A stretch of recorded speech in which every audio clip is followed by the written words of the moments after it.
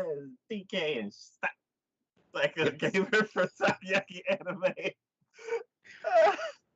Yes, sir. Yes, sir.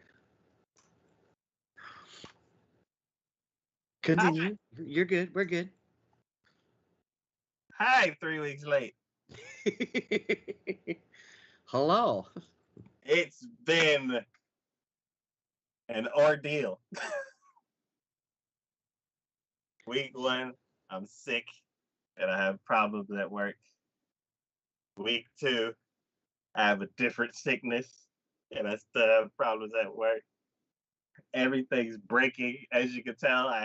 Well, no, you can normally see this.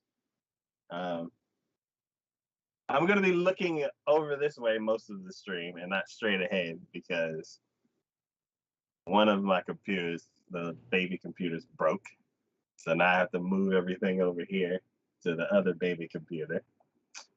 And how many babies you got over there? Jeez. 2 babies and a laptop. The laptop I got as a Christmas present, so I'm like, yay. And then the 2 babies are like, I went to school for 3D animation, so I need a render farm. So I bought like a bunch of like not powerful pieces and like put together 2 little babies. And basically all they do is sit here and gather dust. And then whenever I decide to work on a 3D project, I like turn them on and render. And then I started the podcast and we had that 1 3-hour long Dragon Ball Z podcast that like got completely messed up. And because of that, I decided to split the load like a lot of streamers do between the gaming computer and the streaming computer. Mm-hmm. So I did that. And then I wanted to have a higher quality video, but I didn't want the processing power of that to slow down the press. Like I don't want to. Well, it's not gonna mess up the. Well, I also recorded audio over here with the mic that's not here because it's in the other room, and I can't hook all of this stuff up to the laptop because there's not enough USB ports. But anyway, yeah. So basically, I have one computer that records the audio and runs the Skype call. And then I have another computer that runs OBS and then another window for Skype because that was the whole issue. If you're going to do a podcast like this on Skype, your Skype can't be the Skype that's recording the show because it doesn't capture your voice. So this is the stream Skype. And then my Skype is here with the audio. And then the laptop is recording the camera. Gotcha. Now, the camera laptop is doing Skype and my voice and the recording. And I hope it doesn't crash. Fingers crossed. Yeah. But if it does crash, we still got the show and we got the audio and I'll just chop this up. Also, Gotcha. I've been editing over the last couple of weeks. I finally figured out how to like get the edit in between like shipping stuff. Mm-hmm. So basically, everything I do, I wrap it and package it all nice. Mm-hmm. And that takes a while. I figured out that I also switched to Premiere from After Effects because it uses a lot less memory. So now I grab everything that needs to be packed, and I'm like sitting here packaging everything. And while I'm packaging everything, I hit play on the show and listen to it. And if there's parts that I want to cut out, I'm like, okay, put that down, edit a little bit, cool, play. And then I package up more stuff. And then 3 hours go by and I did an episode. So I've edited. Right now I am 40 episodes behind. Just a little bit. And yeah. All good. 2 episodes have been, one has been fully edited and it's being released on the channel finally. So the channel's coming back. And the second one is chopped, but not edited. And yeah. TacoYaki anime channel is coming back. Interesting. Well, good. So, Good. Welcome to episode 76. Oh, geez. Today. Did you hear that? Hear what? Okay. Their sounds come like all the sounds were turned off on this machine. Gotcha. Everything on that machine. Oh. But yeah, welcome to episode 76. Today we're gonna be talking about our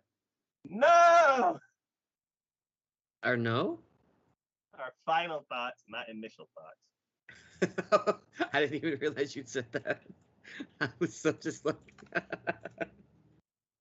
all good. Let's continue. Let's talk about our final thoughts for the spring season of 2021. We have 5 shows to talk about today. Yes, we do. I have 1. It's all right. This is how we work. Like in the beginning, you watch more shows than I do for the start of it, and then by the end, I'm usually the one getting all the finals. Yeah. So it's all good. So the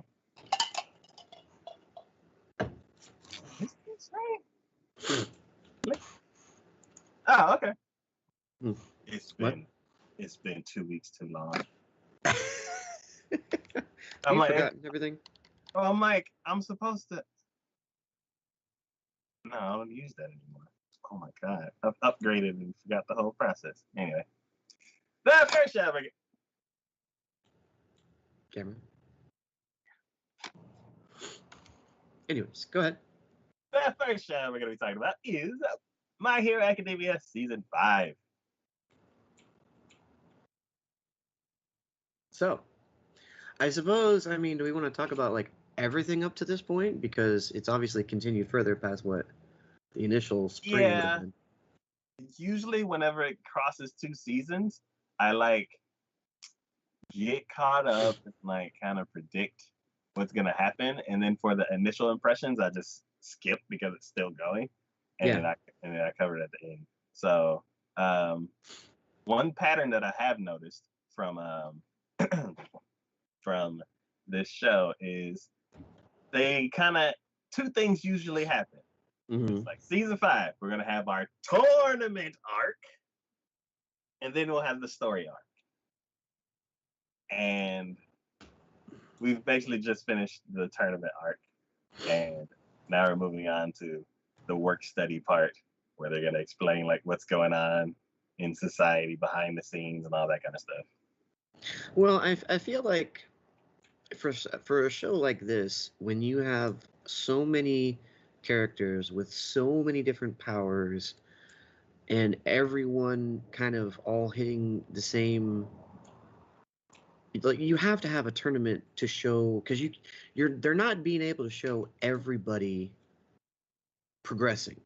Yes. Like normally you could see the progression of everyone, because usually you only have maybe 2 or 3 characters that you're focusing on, and you see their progression, you learn that as they're learning and everything.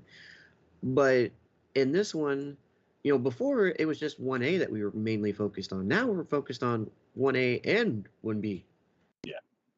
So I'm like, oh my god, there's even more characters, more powers. I'm like, oh. And some of them, if you were just to get explained, like, this is their quirk, a lot of them you probably would look at and go, how the hell is that even useful? How would you make that into a power for a hero, basically? Yeah. So I feel like tournament arcs for a show like this are just necessary. You have to have them. Because otherwise you're never going to know why the hell does she grow mushrooms and what the hell do they do? Yeah. It's like, how is that even useful? I don't like her. Huh? You don't like her? Hey, I don't like mushrooms, so I don't like her either, so. Anyways, so I don't necessarily mind. It's kind of interesting to me to see the powers in action and actually be able to see how they work in a combat situation. But then I like going back into going like, okay, now we've gotten the baseline of not only what everyone's powers are, but even the characters that we knew whose powers they were, how they've improved and progressed from where they once were. And then we get into the story, and I'm like, okay, cool. Now we have our baseline. This is the power level of everybody. This is where we're at. This is how things are going, and we may progress a little bit more after that during the story, but this is pretty much where we're at.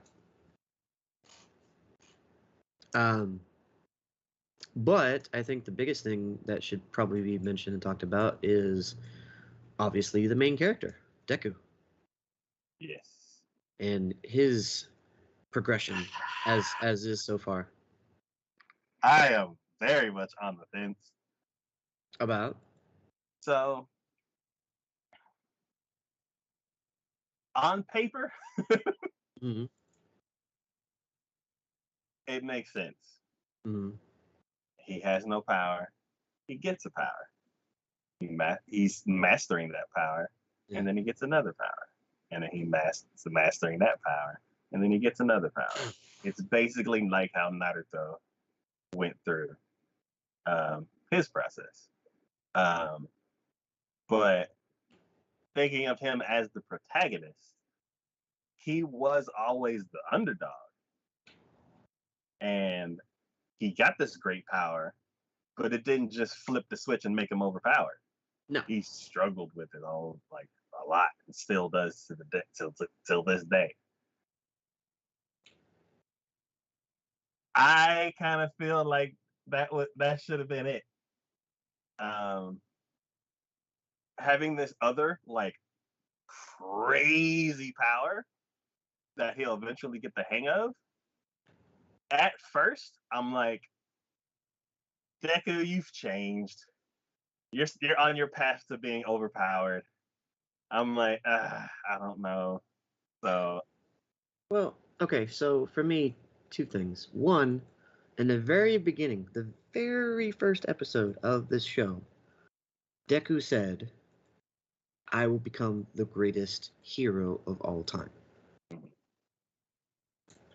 When you make a grandiose acclamation like that, you have to have some way of backing it up. I mean, to say you're the best hero, we've seen countless animes of heroes, in mangas and animes, and hell, even in our, movies as of late. Heroes, heroes, heroes, heroes. To make a grandiose claim like I will be the greatest hero of all time, you're gonna have to have something to back that claim up.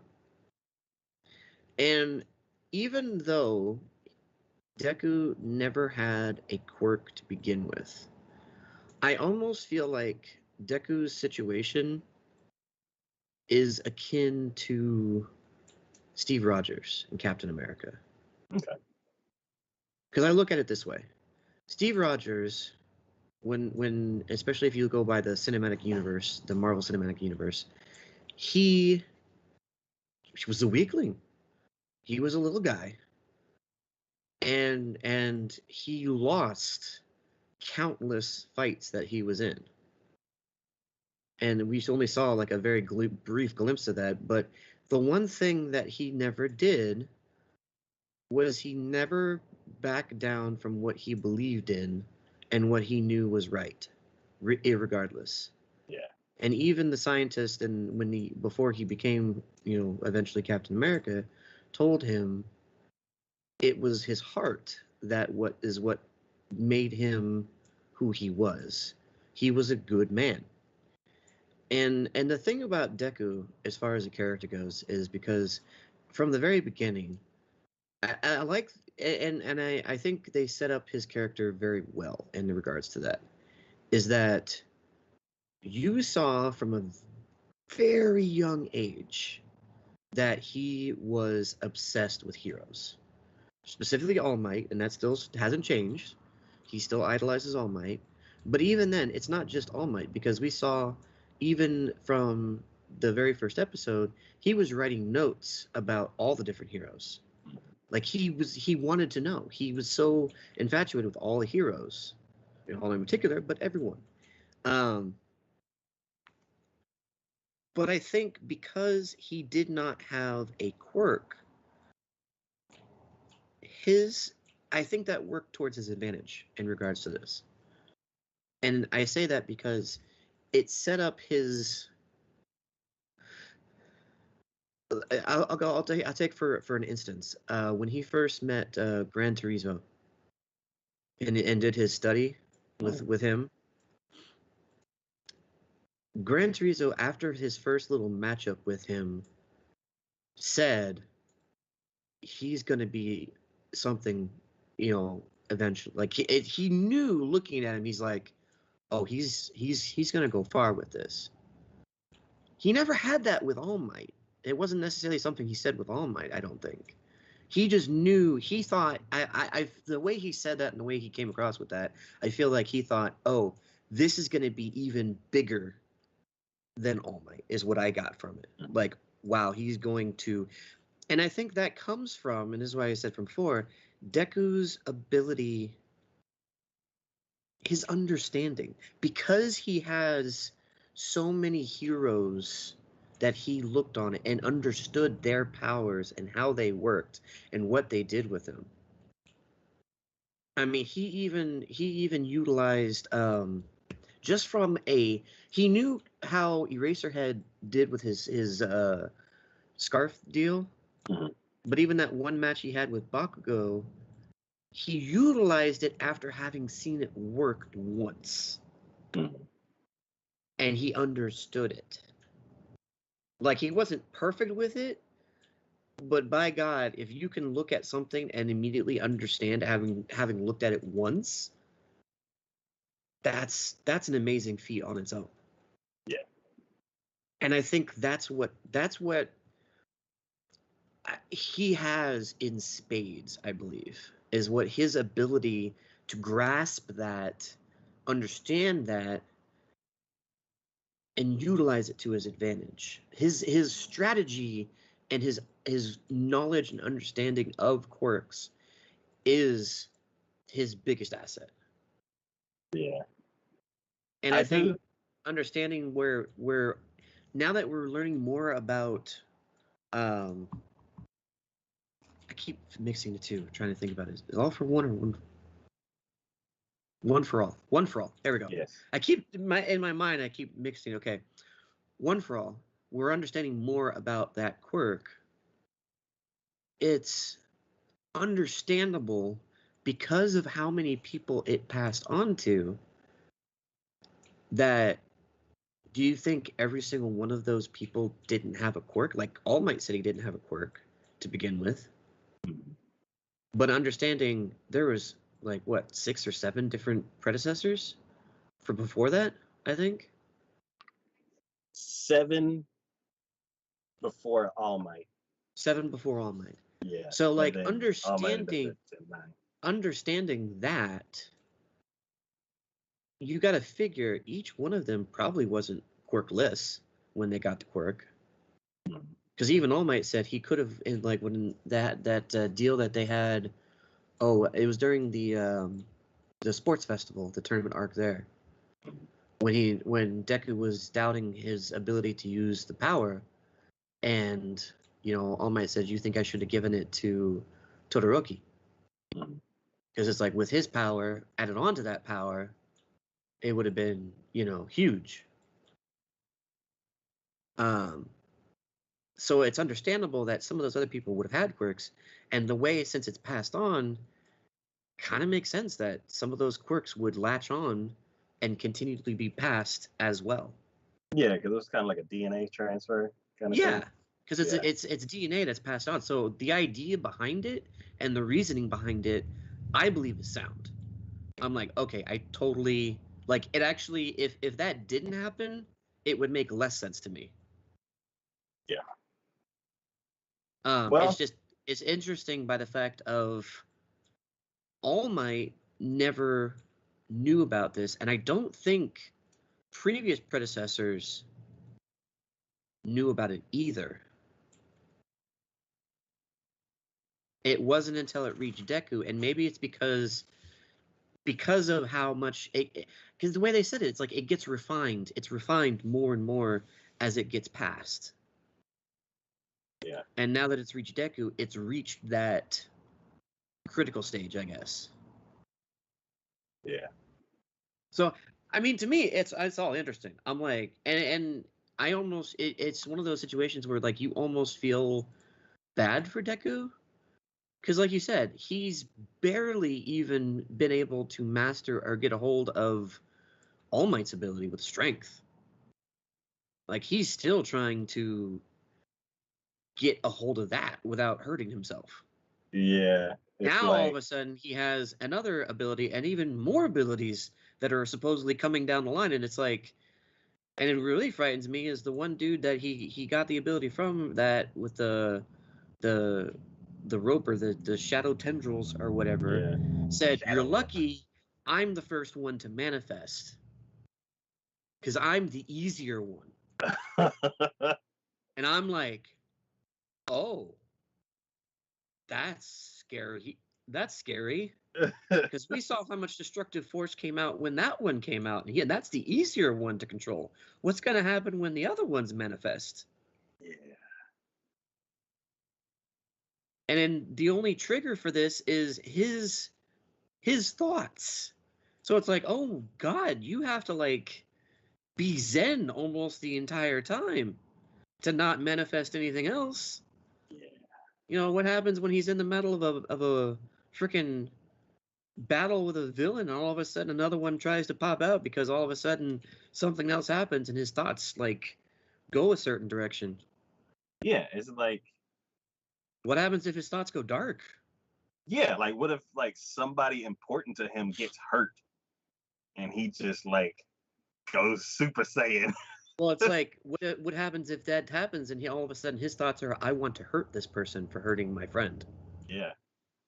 Is what's going to manifest and how is it going to go? Because oh my, Yeah. we don't even know what the other quirks for the other the heroes that he got it from were. He might want to be looking into that, honestly, Yeah, I'm like, just to have an idea. I'm curious how far back the knowledge is for who's the predecessors are, because it's like we know it's That might have been, Deku, then All Might, then All Might's teacher, and then it kind of just goes blank. Or yeah. is it, yeah, I don't know where Tendril guy comes in at. I don't know if they gave an order in regards to that. I was like, was he number two? I don't know. Because I think I don't know if he was the one that was completely shrouded, and then he became unshrouded, or he was somebody who was partially shrouded. It's just he didn't talk, and now he does. Yeah, I don't know. Yeah. Um, But either way, like, and then like all of this, like, if there was nothing else going on besides this, I would still be intrigued. Because I'd be like, oh man, this is crazy. Deku, damn, man, my focus would be on Deku, just being like, holy crap, what the hell's he gonna do when stuff like this happens, or how is this gonna? I'm sure, like, you know, it'd almost be like Eraserhead. I want you to stay near me at all times because I may need you to shut me down because that's gonna be scary. Um, but then the fact that the villains, we have huge things happening with the villains. yeah, they're getting coordinated. Yeah, that's scary. Yeah, and You new know, people are showing up. I'm like, villains are bad enough when they're by themselves, yeah, but when there's multiple and they're coordinating an attack, yeah, not only are they coordinating an attack, they're coordinating a massive attack. yeah.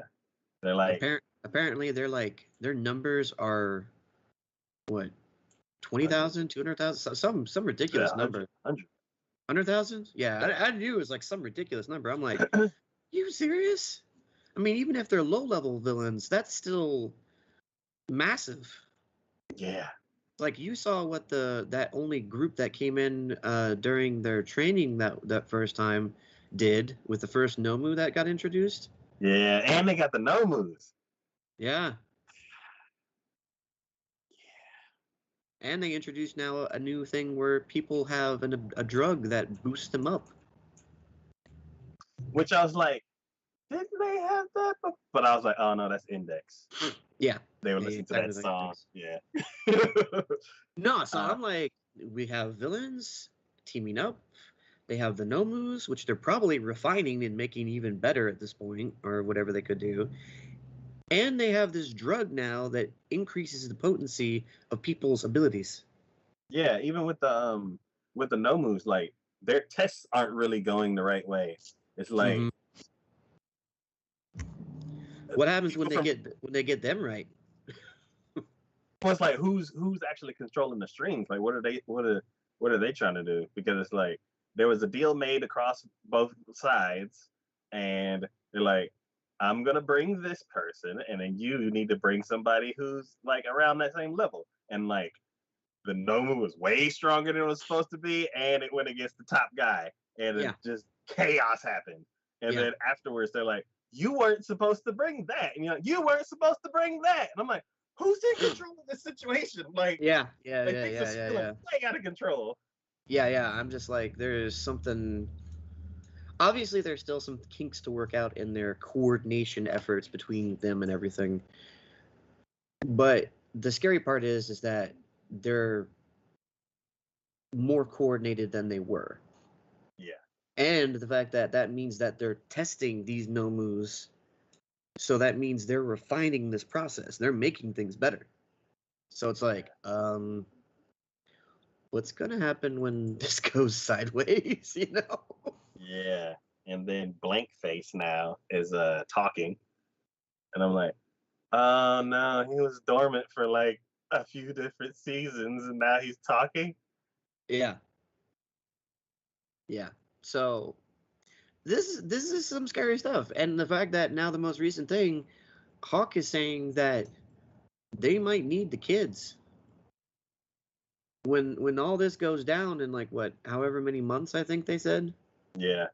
They're like, we may need the kids, which is what the message he sent to Endeavor. Since they're doing that study, he's like, train them, get them ready, because worst comes to worst, if this all goes sideways in a real quick hurry, which it seems like it might, we may need the extra power because they're 100,000 strong. Yeah.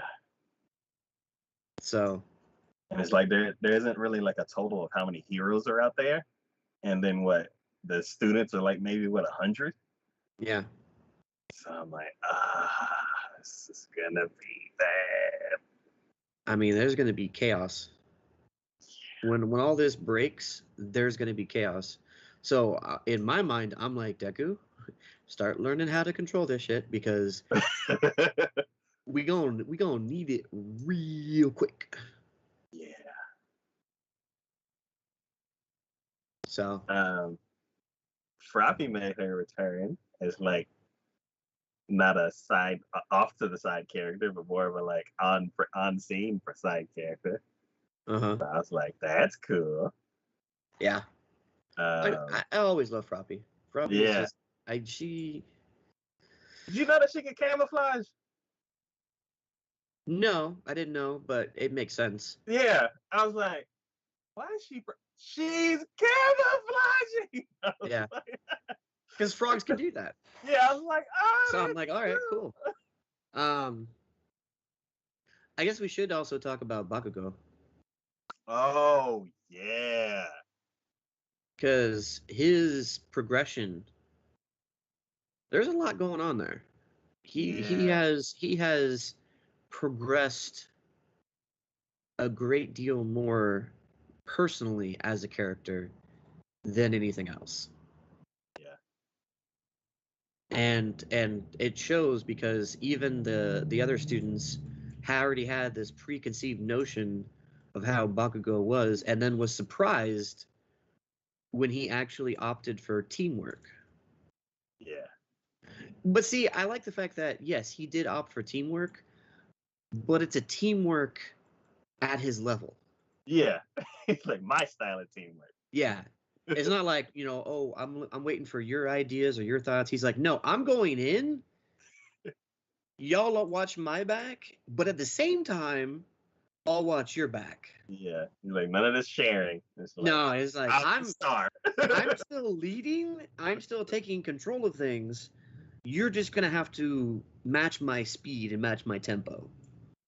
Which is funny too, because then he goes and in his study with Endeavor, he was like, "Oh, you guys gonna match my speed." Now Endeavor's like, you're gonna match my speed." And I'm like, "Oh, look at that. You're falling behind there, Bago. You might need to catch up on that." Yeah. I do like the fact though, and I'm hoping, because obviously that was from the last episode that we went with Sue.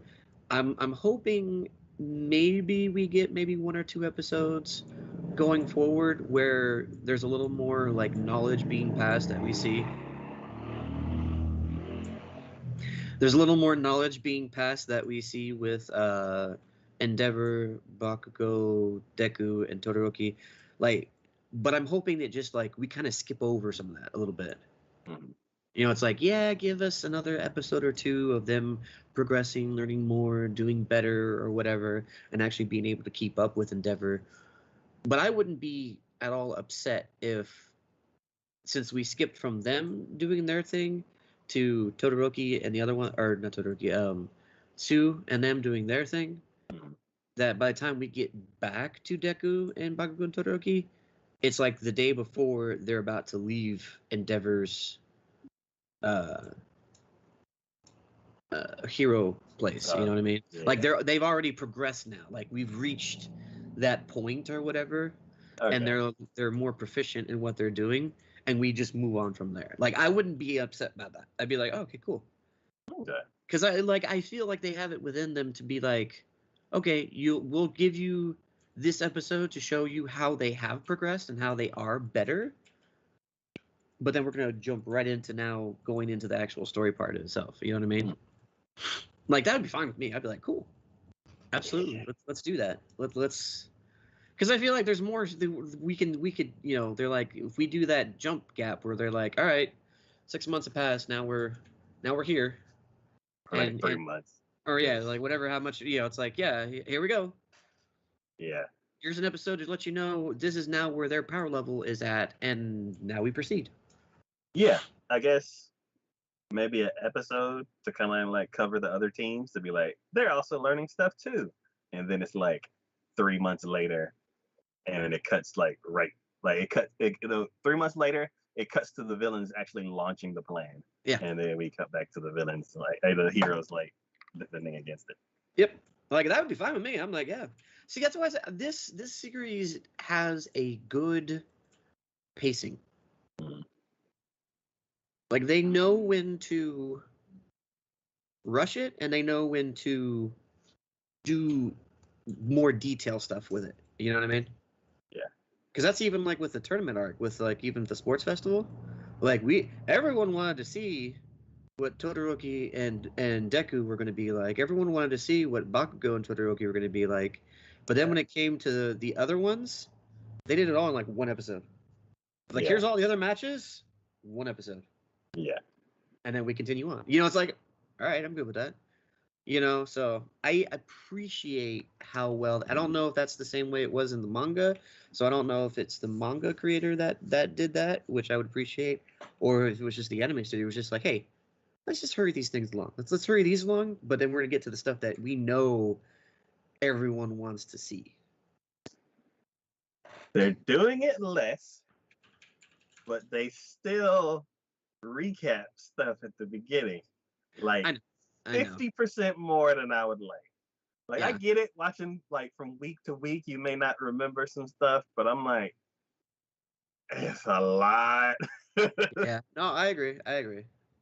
Well, I mean, with these types of shows, you kind of just expect that. Yeah. That's just a thing that they're gonna do. Yeah, it's the whole last time on Dragon Ball Z formula. So Yeah. Oh yeah. I get it, but sometimes they lather it on thick, and I'm like, Oh oh, well, yeah.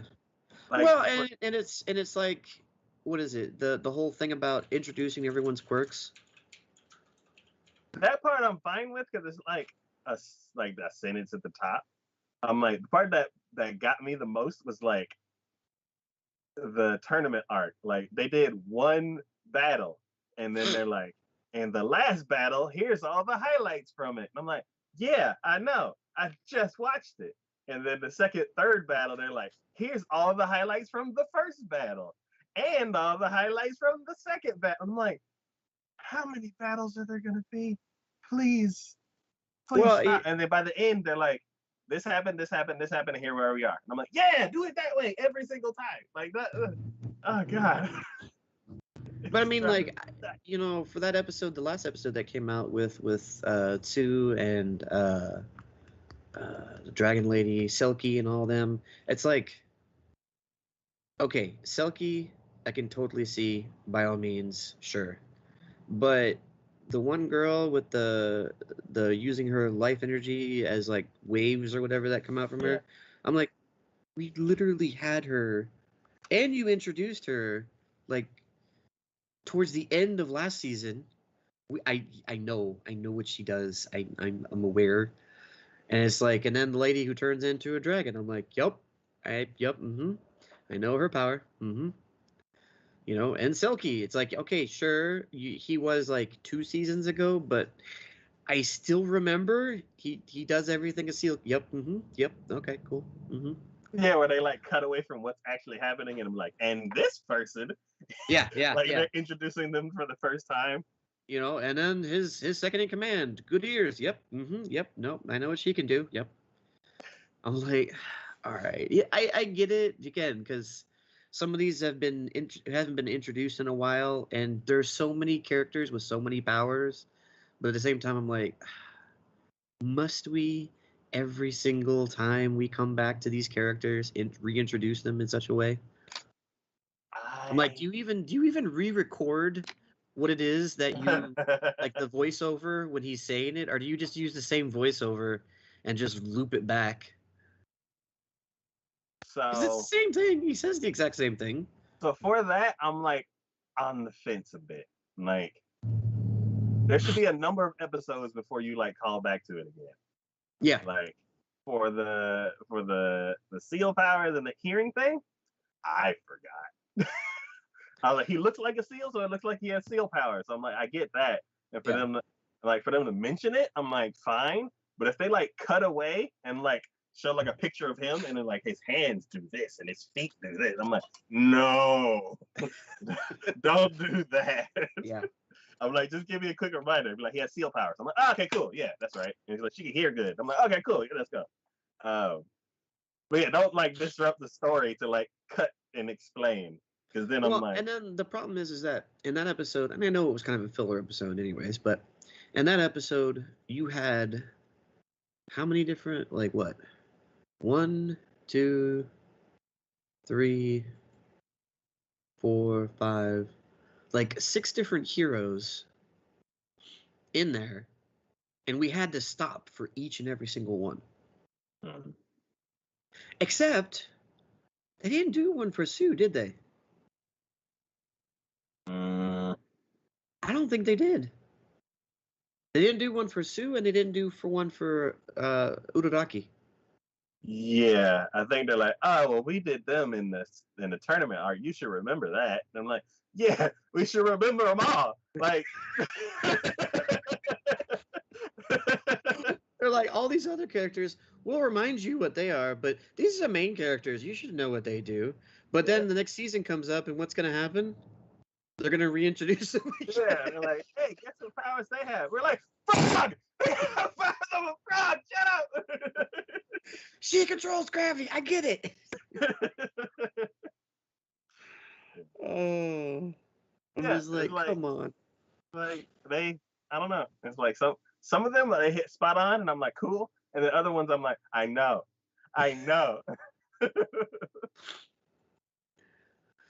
Oh, jeez. But yeah, like things are ramping up. It's like it's going to be crazy. I'm worried. Yeah. Like, I am a little concerned about what's going to happen because I don't want things to go south, but I know they probably will. Yeah, it's like Todoroki is the Fire and Ice, right? Yeah. Todoroki, he's like improved, like fully improved. Bakugo is like supercharged, fully improved.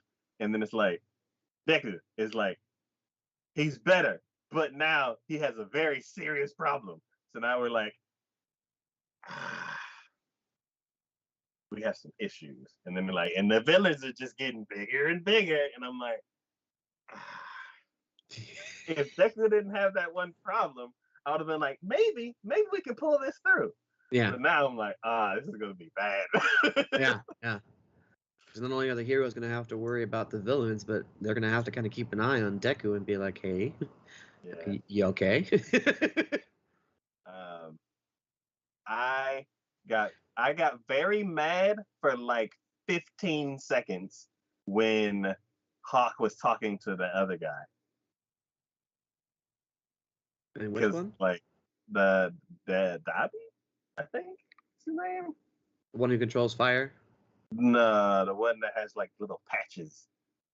Yeah, he controls fire. Oh, he does? Okay, yeah. Yes. And then, see, I don't remember everybody's power. Introduce it again. So, yeah, because I was like, wait, this whole time you've been evil? I'm like, no, this is bull. I'm like, this is terrible. And then, like, they kept talking, and I'm like, oh, you're a double agent. Yeah. Oh, okay. Yeah. Yeah, like. Which, I mean, you know, that's a tough role. That's a tough role to fill. Yeah. That is a serious tough role to fill. And because if one thing gets let loose or let slip, you're screwed. Especially because he's such a like public figure. Yeah. People are like, oh, he's on the phone. Who's he talking to? I'm like, shush, he's talking to the enemy. Like, yeah. yeah, let him just let him be, man. Just let him be. Let him do his thing. But see, that's the thing. In this world, heroes are so much like movie star status from like our world. You know? Yeah. Which I get, but then, you know, where's your you can't, these covert things are really hard to do. Even like there's certain heroes that are getting like development too. Like All Might, he's kind of, it's like he's learning stuff and like trying to piece things together. So he's playing more of like the detective role. But like Endeavor is like developing. Oh, there's been progression in Endeavor for sure. Yeah. No, like there's been progression. And I appreciate the fact that he understands he fucked up. Yeah. He understands with Todoroki, I fucked up. That's on me. Yeah. And I like how, like, you know, if it was stereotypical anime, it would be like a few episodes and all of a sudden they, you know, Todoroki and him would be like buddy and everything would be great. And it's like, that's not how that works. Yeah, like they go through one big battle and they'll be like, oh, we're friends now. It's like, yeah, no, that's not how that works.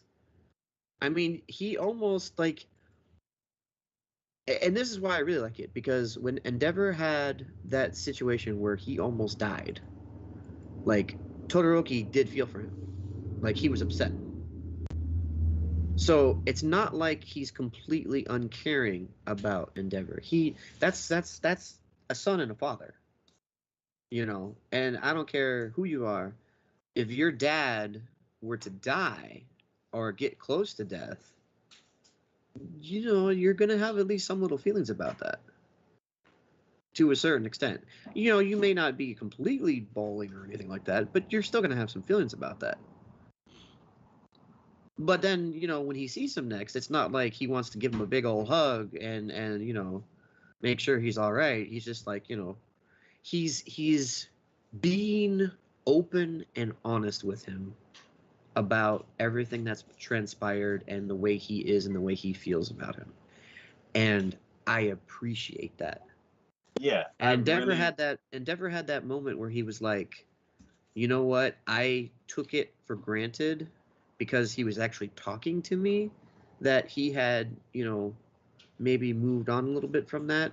But he's like, I understand now that I have more I need to work on. And he's not upset about that. It's not like he's like, no, you're being unjust about that. You know, we have this communication between us now. He understands now that he's like, wait, I still have things to work on. We still have to bridge this gap that I made between us. So I get that, and I'm gonna work on that, and I'm gonna show you, and I'm gonna prove to you, because that's what Todoroki did. Todoroki took a big step and said, "Look, I don't really like you. I still don't, but I'm willing to give you a chance.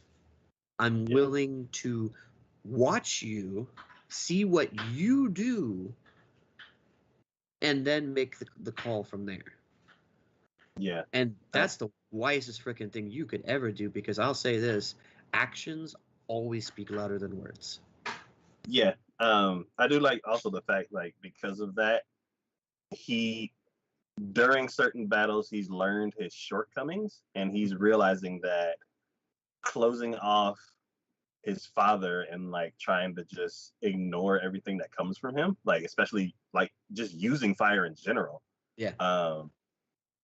Now that he does use it and he knows that he can develop it, and like Endeavor is actually the best person to teach him, he does know that he has habits. Like during the tournament arc, he was like, they know my moves because I always use ice first. Yeah. And that's because he even though he's now willing to use fire, he's still not comfortable with it. Yeah.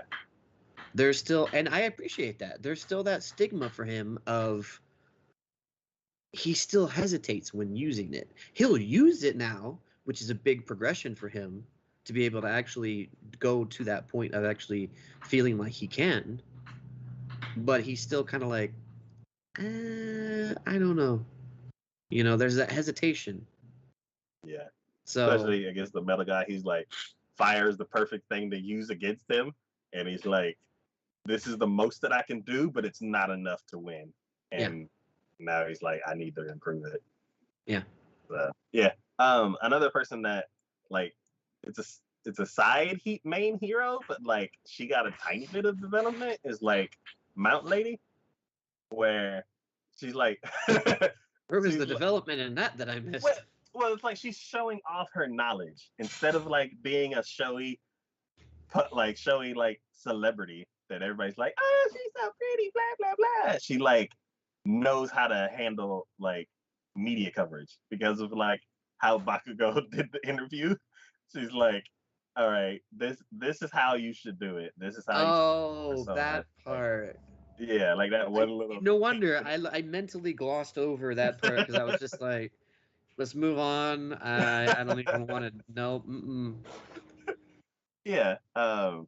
So even the like purple juice guy, he pointed it out. He's like, oh, I thought she was just like a pretty girl that always likes to be on TV. He's like, she actually knows about media like presentation. So I'm like, okay. Of course she knows about media presentation. She's always in the media. Yeah. She puts herself in the media all the time. Yeah. And it's like for people who dislike her, they think that she's just trying to get the attention, but she's actually like knowledgeable and like successful. That's why she's always on TV. But yeah, and I'm trying to think of like the other like heroes that are like getting progression other than like they kind of step like. I don't other than like the kids, and then I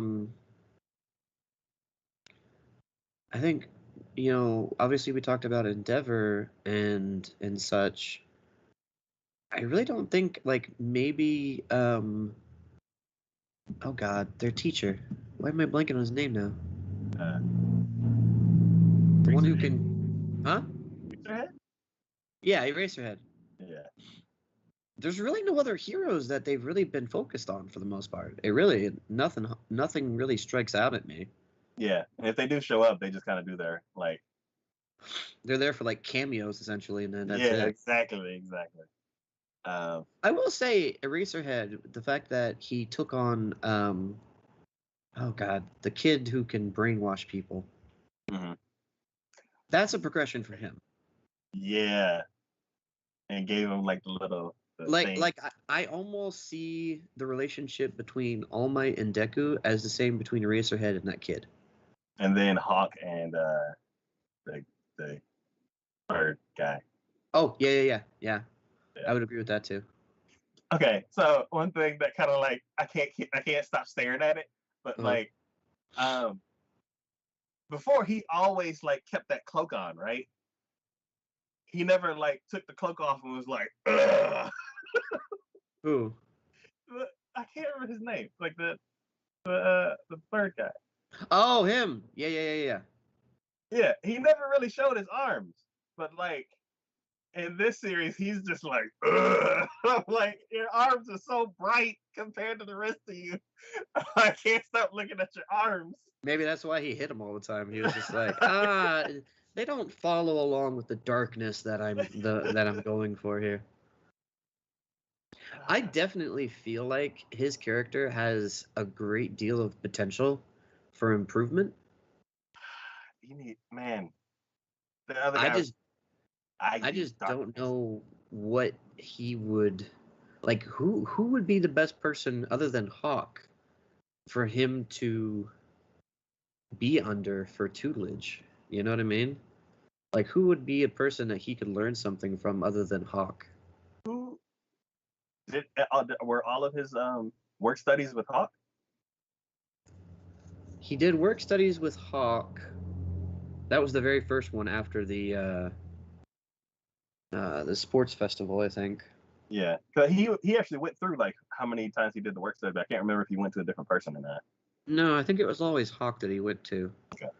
Because he went to it after the first sports festival, and then after the summer camp, he did a stint with him too, which is after the summer camp situation. That's when he learned about using him to fly as well. Yeah.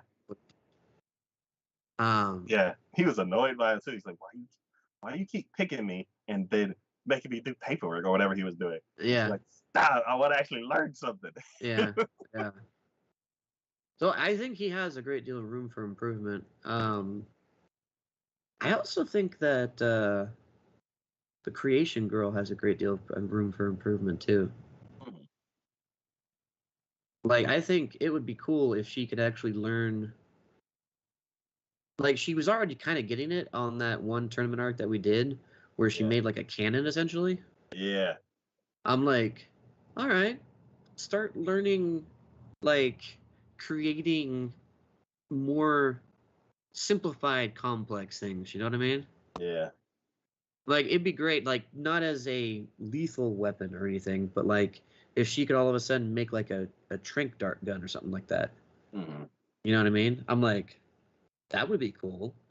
If you're in a situation and you just like you have literally nothing, and all of a sudden you can just pull out a trank dart gun and shoot somebody who's like a personager or a robber or something like that. Not as like just as like I'm thinking more in terms of like everyday here, not these like super Yeah. villain situations or whatever like Yeah. that. Yeah. But obviously she usually only creates very simplified things. Mm-hmm. But I think because of the fact that she made that cannon, or no, it was a cannon or a catapult that she made. It was a big cannon to like Okay. scare the girl away, but then also give her enough time to actually fire it to the allies. Yeah.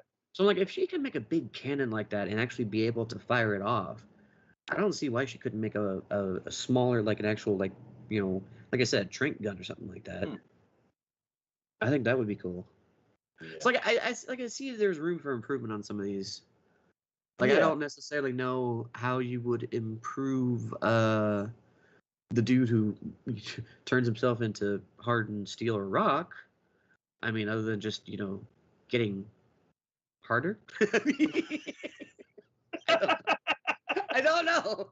I mean, I get it. Like he could be impenetrable wall or whatever like that. Like he's great on defense. Yeah. He's learning how to temper himself. Like heat up, cool down, so he ends up being stronger. Yeah. So but I'm like, there's a certain like, level where you can plateau. Like you can't get much stronger, I guess. Like I mean, when we reach diamond, thick or resilience, something like, is there anything above that? Can we move beyond that? I mean, or it's like how far can Steel go? Can Steel even get to Diamond? And then when he goes up against the Diamond person, he like has to find something else. Yeah. Yeah, it seems like the B the B class, everybody who's in there, are they doing work studies too? Because if so, because I'm like, they don't show the heroes that they're all tied with, and No. like, and they're not mixing two classes together. So I mean, obviously, there's more heroes and more places they could go to. yeah, So it could just be, they keep the A class. They're like, okay, A class, you guys get first pick, and then B class, okay, these other cities need other people. You guys pick these, and you can move in, in this area as well. I could see that. yeah. What was it? For the girls, there's the I can't. Who's the hero that the girls are with? They were all like eating cake and drinking tea, and then they're like, "Oh, let's go to work." Well, in the last episode, Yeah, I think so. that Oh, was the dragon lady. was Creation Girl there? No, Okay. no, it was So what hero? Revity and Sue. Yeah. So what hero is? They haven't shown yet, which I'm assuming is going to be next episode, probably. Okay. They haven't shown all of Class A yet. There's still people in Class A. Like, we don't know where. Oh no, we do know where. God damn it! I can't remember his name now.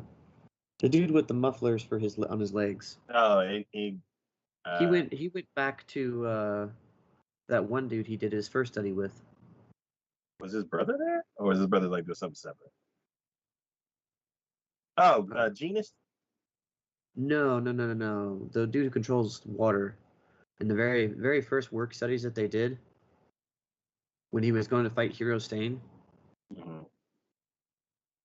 there was a dude that controls water, and the only reason why he went to his town was because he knew Stain would be there, and he wanted to go after him for nearly killing his brother and mortally wounding him, essentially, to make it to where he can't be a hero anymore. I don't remember. Man, That this was his whole roster arc, is essentially. this roster is so huge. Yeah. This show is like the first half of this season is great. Like, I'm wondering if like you said, we're gonna visit like a couple more people to like see what hero they're teaming up with, and then it's gonna cut to like 3 months later, and then like the most of the second half of this season is just gonna be like the war that's brewing. Pretty sure.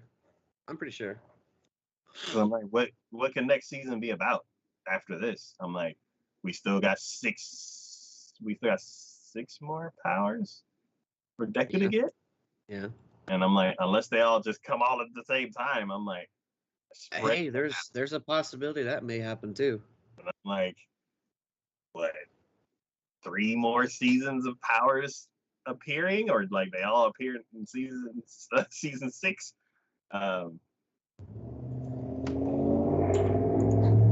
Yeah, All For One, he's still sitting there not doing much, and I'm like, I think the League of Doom is kind of sitting there. Like, the League of Doom is plotting the next battle, and that's separate from Hands Guy and All For One. Mm-hmm. So So there are 30 volumes for the manga of My Hero.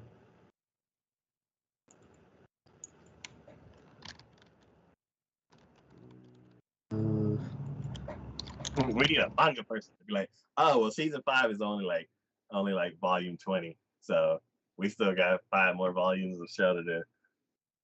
What volume is My Hero Academia's anime on?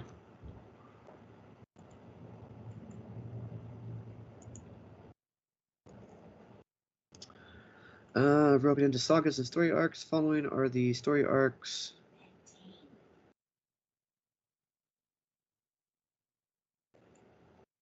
Okay.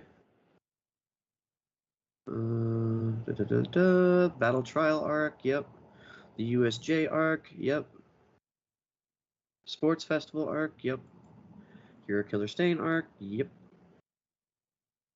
Final exam arc, force training camp arc, the hideout raid arc where they rescued Bakugo, provisional hero license exam arc.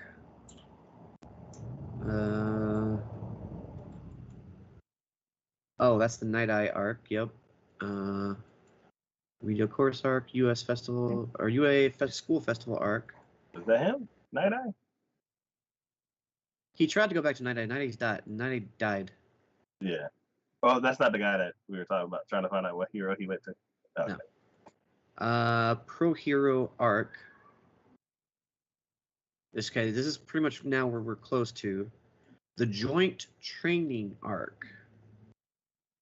This is when 1A and 1B compete against each other in the joint training battle. And then Meta Liberation Army arc. That's where we're at right now. Okay.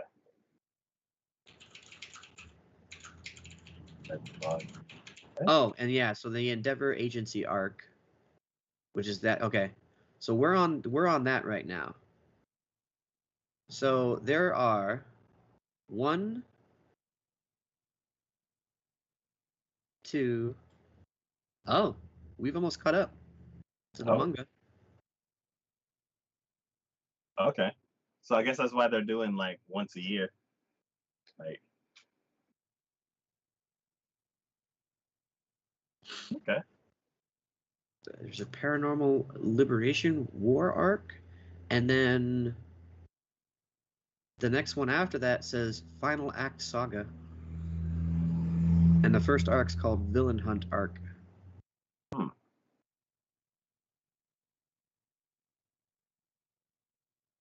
Okay.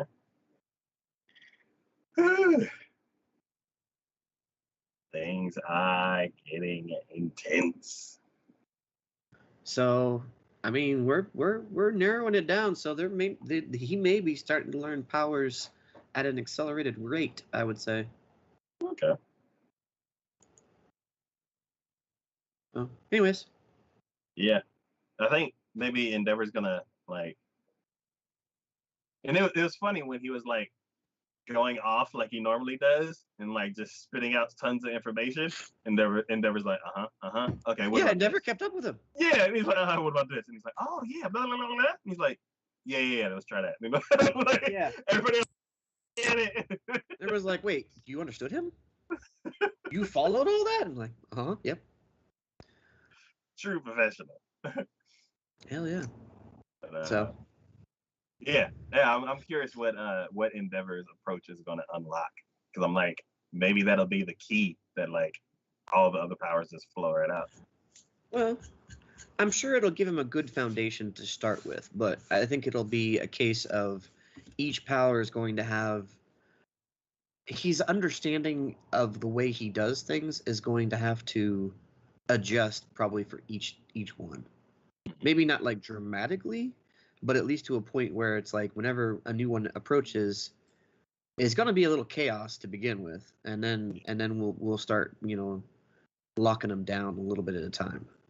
Yeah, because like my curiosity is when he goes into that world, when's the next time he's going to go back into that world and he's actually going to be able to talk to the other person inside that mental realm that he goes into to talk to the other heroes. Yeah. Because that's going to be something interesting. Yeah, they're basically one of the 6 or 7, one of the 7 predecessors is talked. Yeah. Wait. The girl, the All Might's teacher? Is she still around? I don't think. No. Okay. So no. She's gonna talk eventually. If everything plays out. See, I don't know. I don't know if she had anything different than what All Might did. Nothing that she showed anything more than a quirk with increased strength. I want to see the movie. Yeah, I haven't seen that either. Because I feel like she played a big part in that movie. As far as the series go, nothing has been more introduced with her, so. Yeah.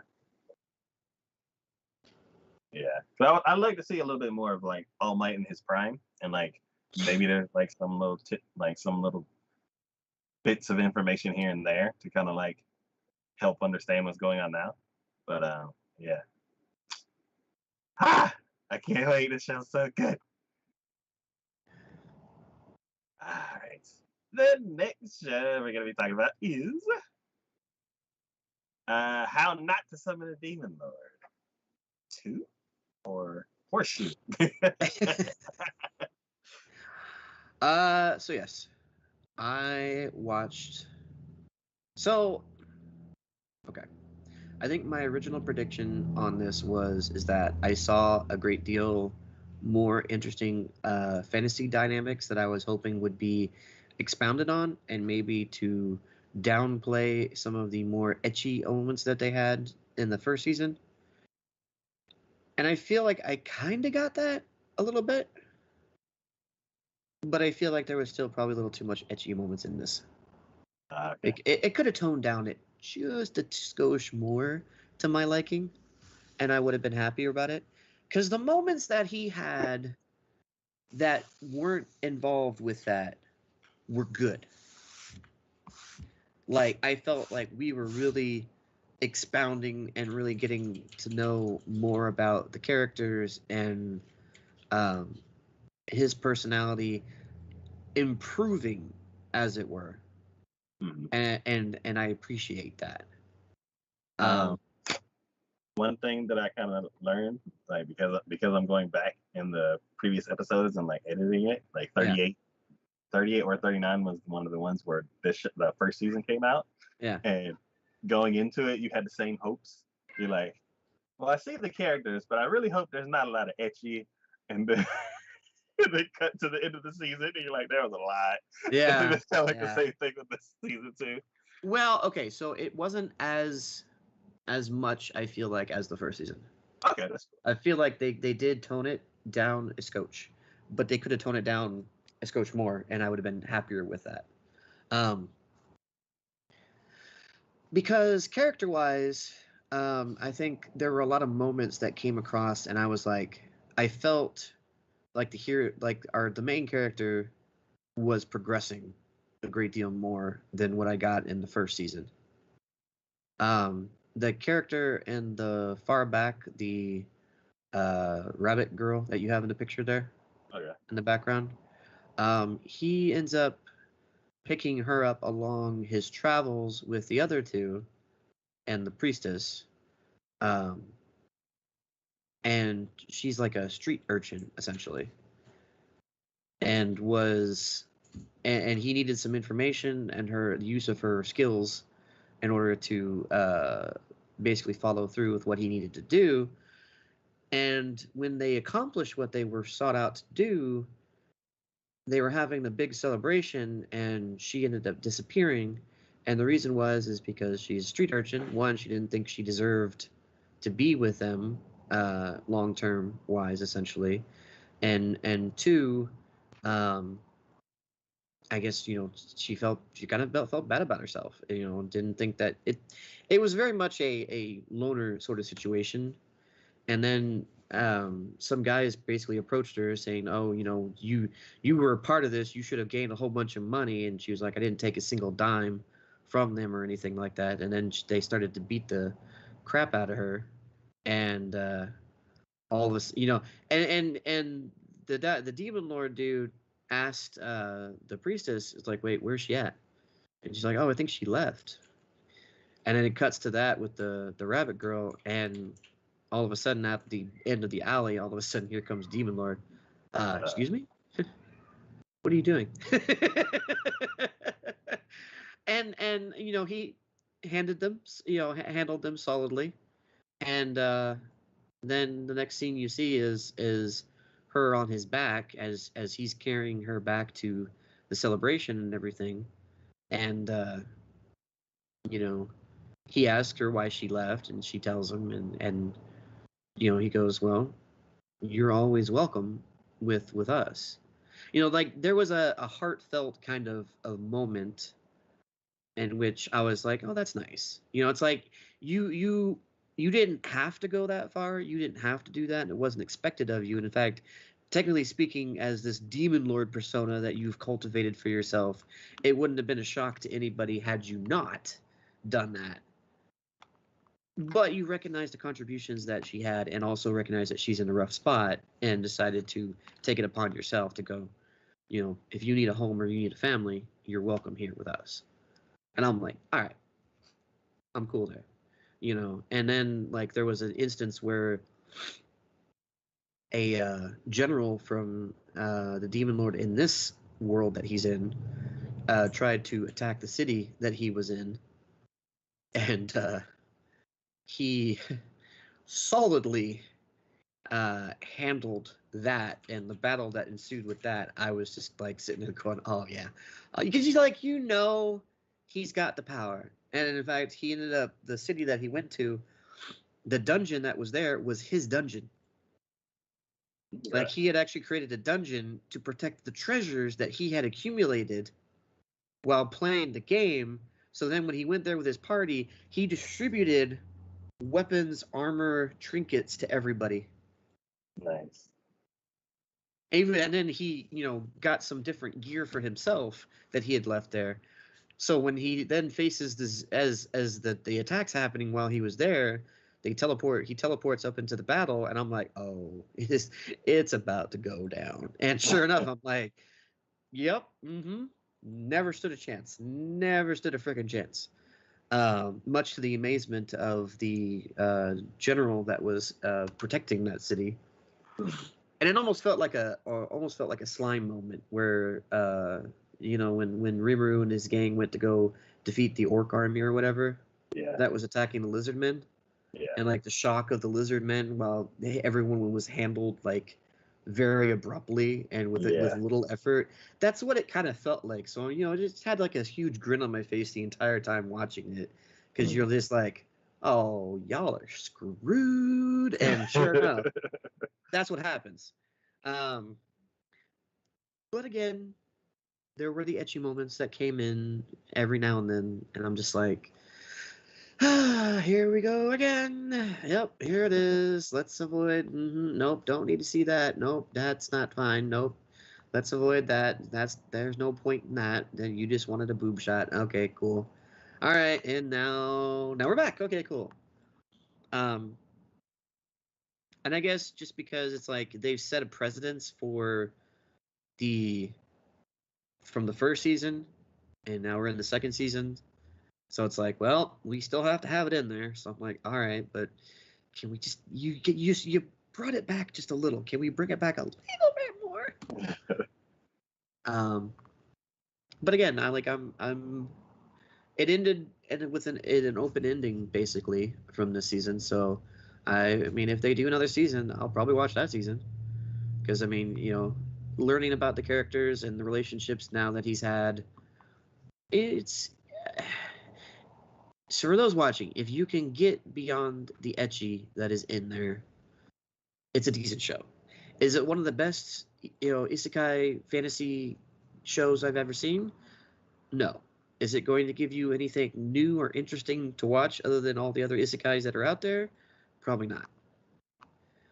Is it just a fun little show to watch? Yeah. So, and that's pretty much where I'm at with that one. Okay.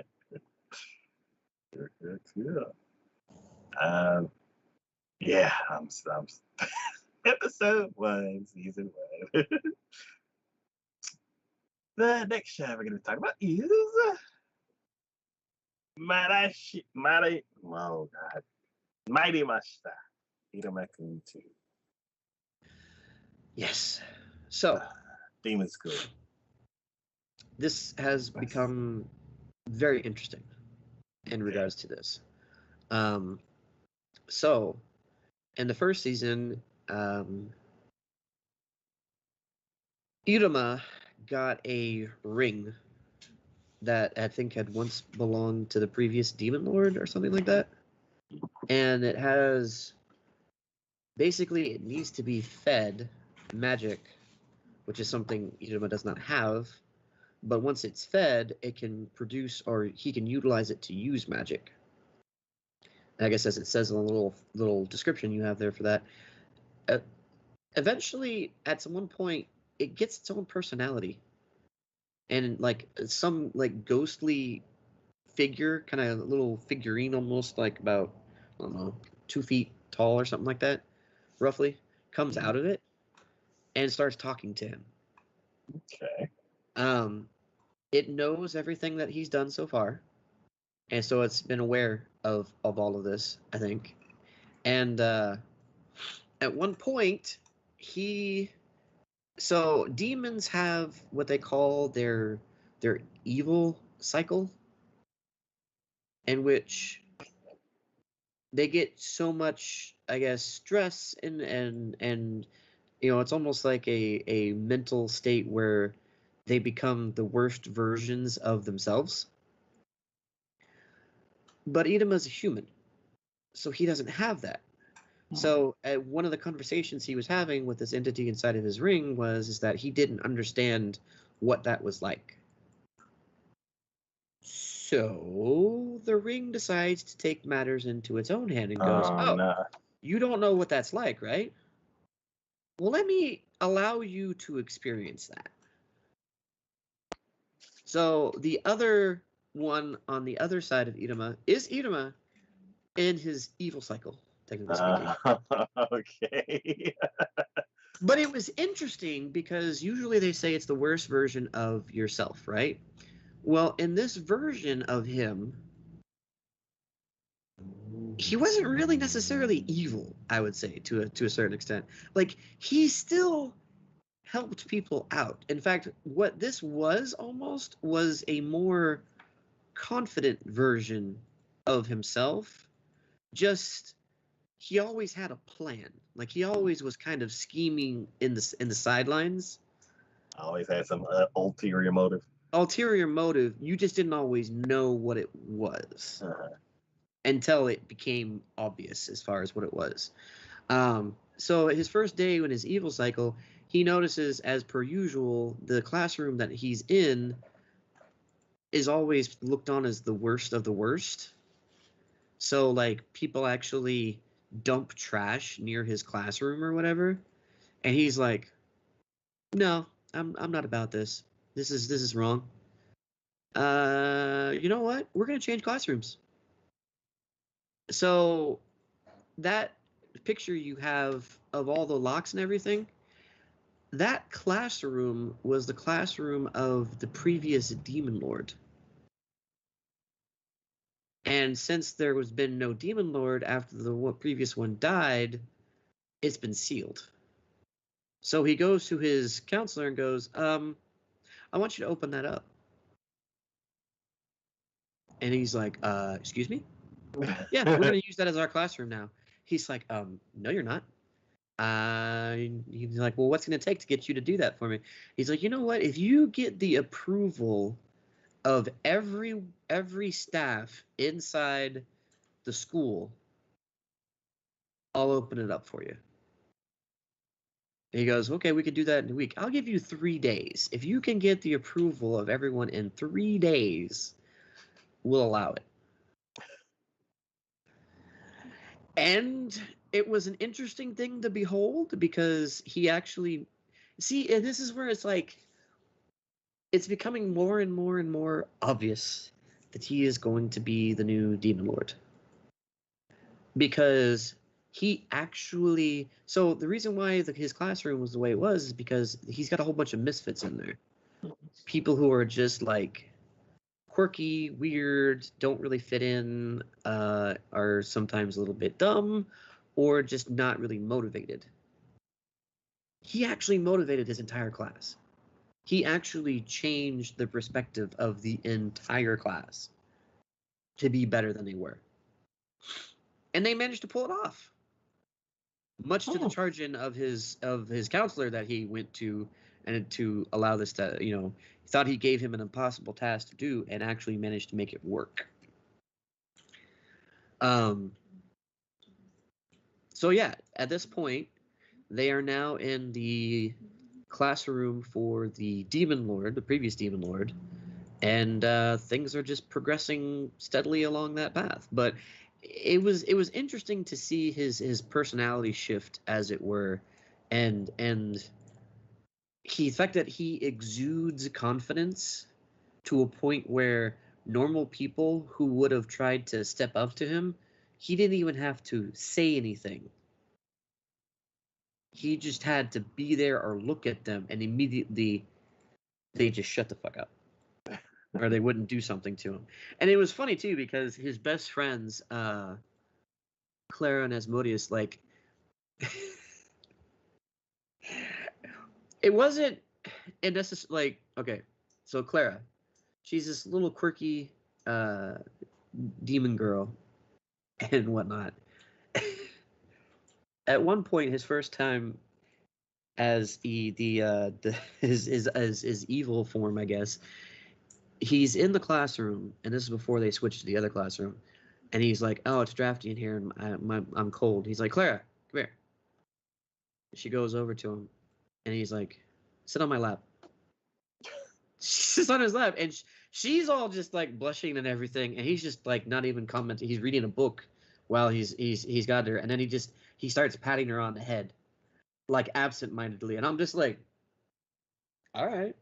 And then it's funny because it's like they wanted him to turn back, but there was a part you could kind of see where Claire was. She's like not as like wanting him to turn back into his normal self as much as like Asmodeus was. And I'm just like, all right, well, I could see where that was. So it was interesting, and the fact that he had changed so much the way he had, but his no one really like questioned it. He was still himself. Like they were all like, it's him. He's just in his evil cycle. So we'll leave him alone. Eventually it'll turn down. And eventually he did. Eventually the ring was like, all right, I think you've had enough in this form. And it was funny too because he changed back and he had full memory of what he had done. So then proceeded to like go around to everybody apologizing to them for what he had done. I'm so sorry. I'm so sorry. They're like, no, it's fine. We get it. You're in your evil cycle. It's fine. It's fine. It's fine. Yeah. This is I would say in regards to the Demon Lord one and this one, like this is just a more fun, quirky version. You know, it's like it's fantasy. He went to technically another world. He's in a demon world. It's not as intensive as the other one was when it came to the fighting and stuff like that. But it's human kid at a school with demons. And now one of the other teachers, he ended up letting slip that he's a human. But the funny thing is that the one he let it slip to is a historian of like mythical creatures or whatever, and finding out he's a human, he's actually like more concerned for him. Is like, are you eating well? Are you okay? Have you been getting enough sun? I know you humans, and it's just he goes on about that, and it's hilarious. So, yeah, I mean, like I said, this is definitely it's nothing.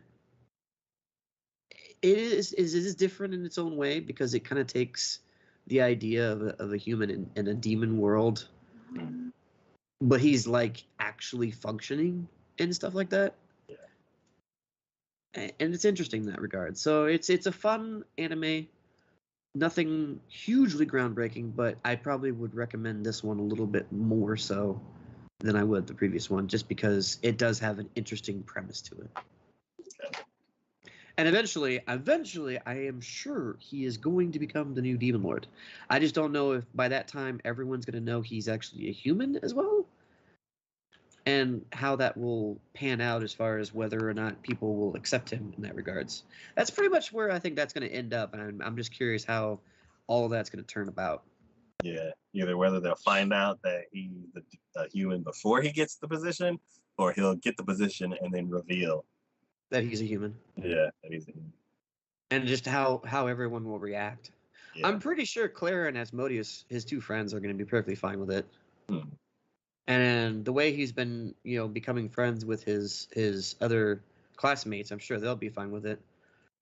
I'm sure there'll be at least one or two that might have an issue with that, but again, we'll see. Yeah. Yeah, this one sounds fun. Yeah. I would like to I'd like to watch this one day. I would say this one should definitely be on your list of ones to catch up with. Okay. Cool. All right. The next show we're going to talk about is I've been killing slimes for 300 years and became overpowered. And Maxed out my level. maxed up my level. I was like, it's so small. Yeah. So this one is I think one of the commenters on Crunchyroll that I read at the end of the season probably had it right.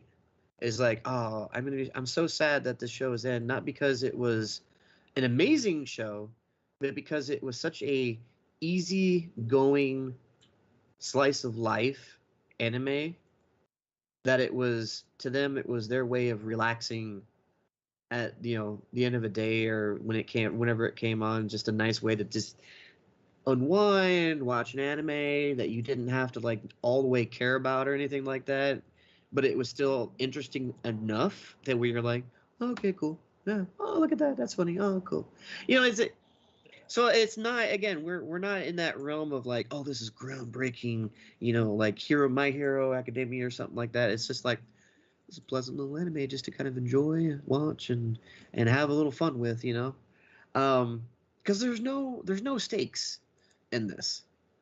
Like, and I like the fact, because of the way the title is, you understood that almost from the get-go. Yeah. Like, oh, I maxed out my level. What happens in an RPG when you max out your level? Is there any real challenge?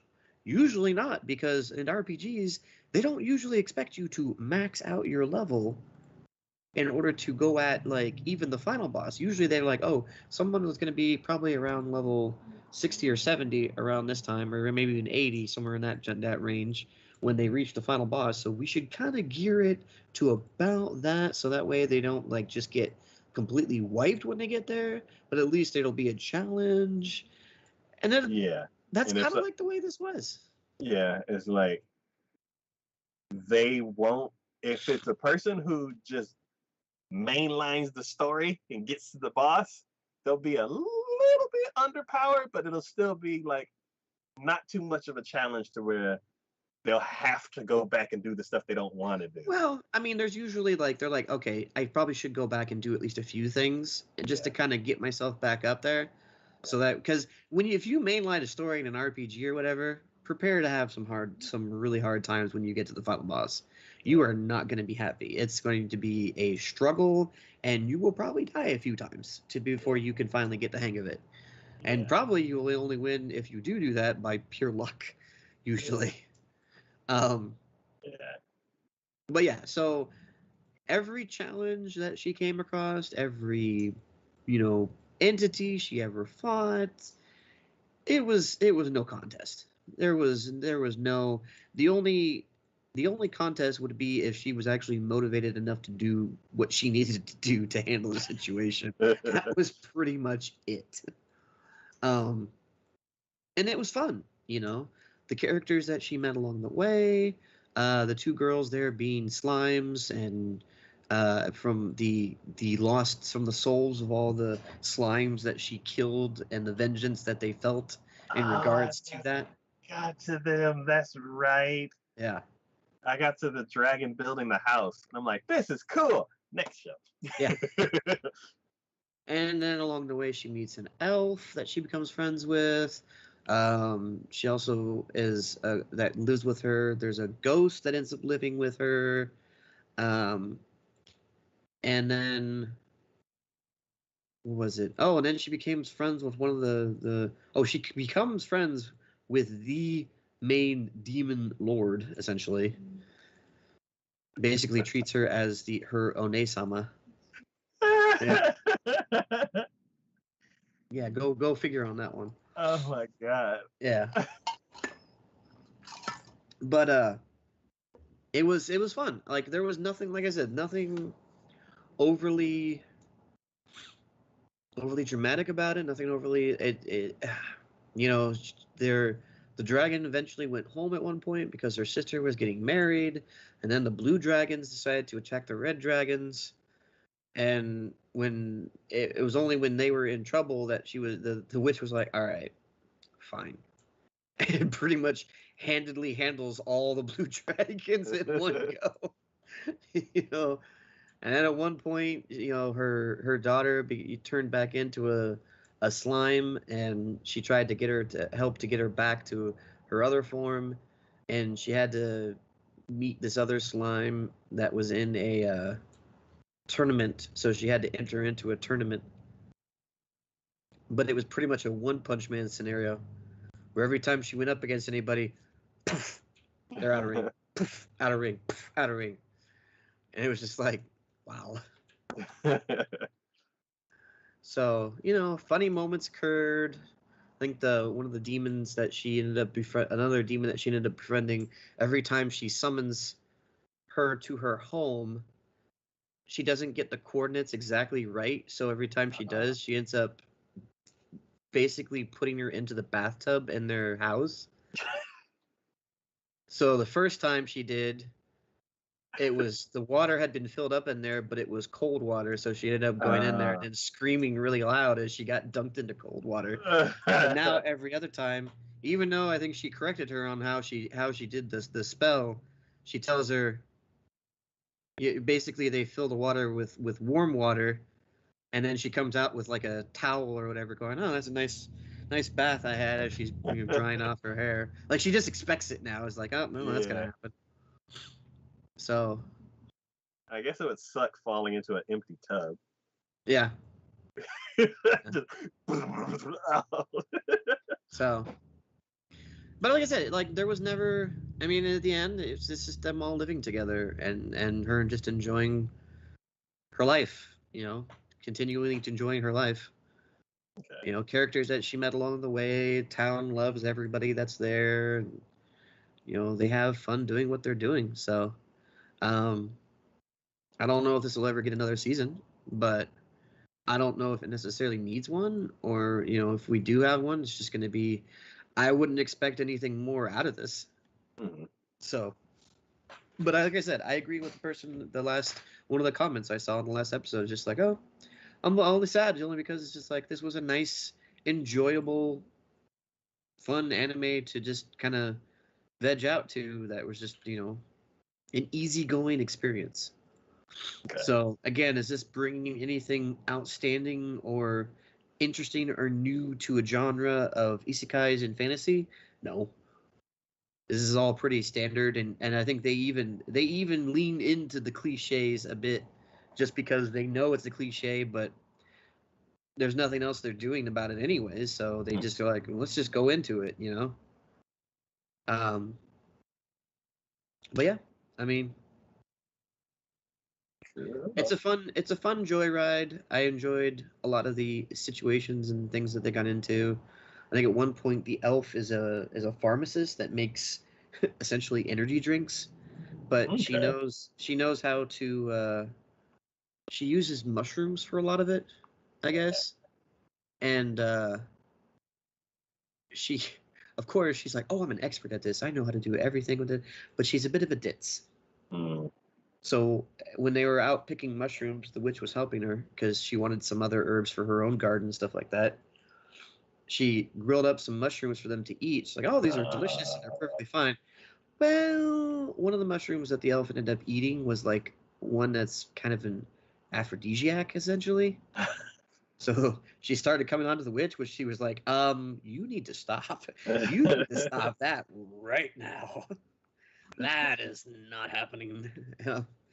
So funny little situations like that, a little. But see, it's like if I almost feel like it's like, you know what? If you're gonna do edgy, maybe that's just showing my age now at this point. I'm like, you know what? Just allude to it. We all know what they're doing or what's happening. You don't need to be like boobs in the face sort of situation. You know what I mean?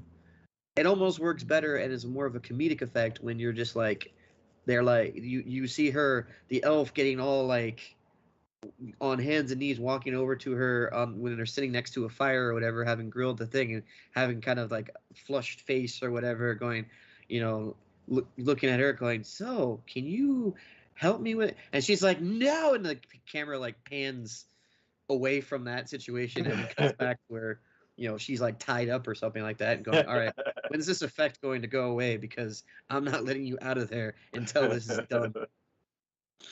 So, but yeah, I mean, like I said, nothing overly stupendous, but it was still an enjoyable thing.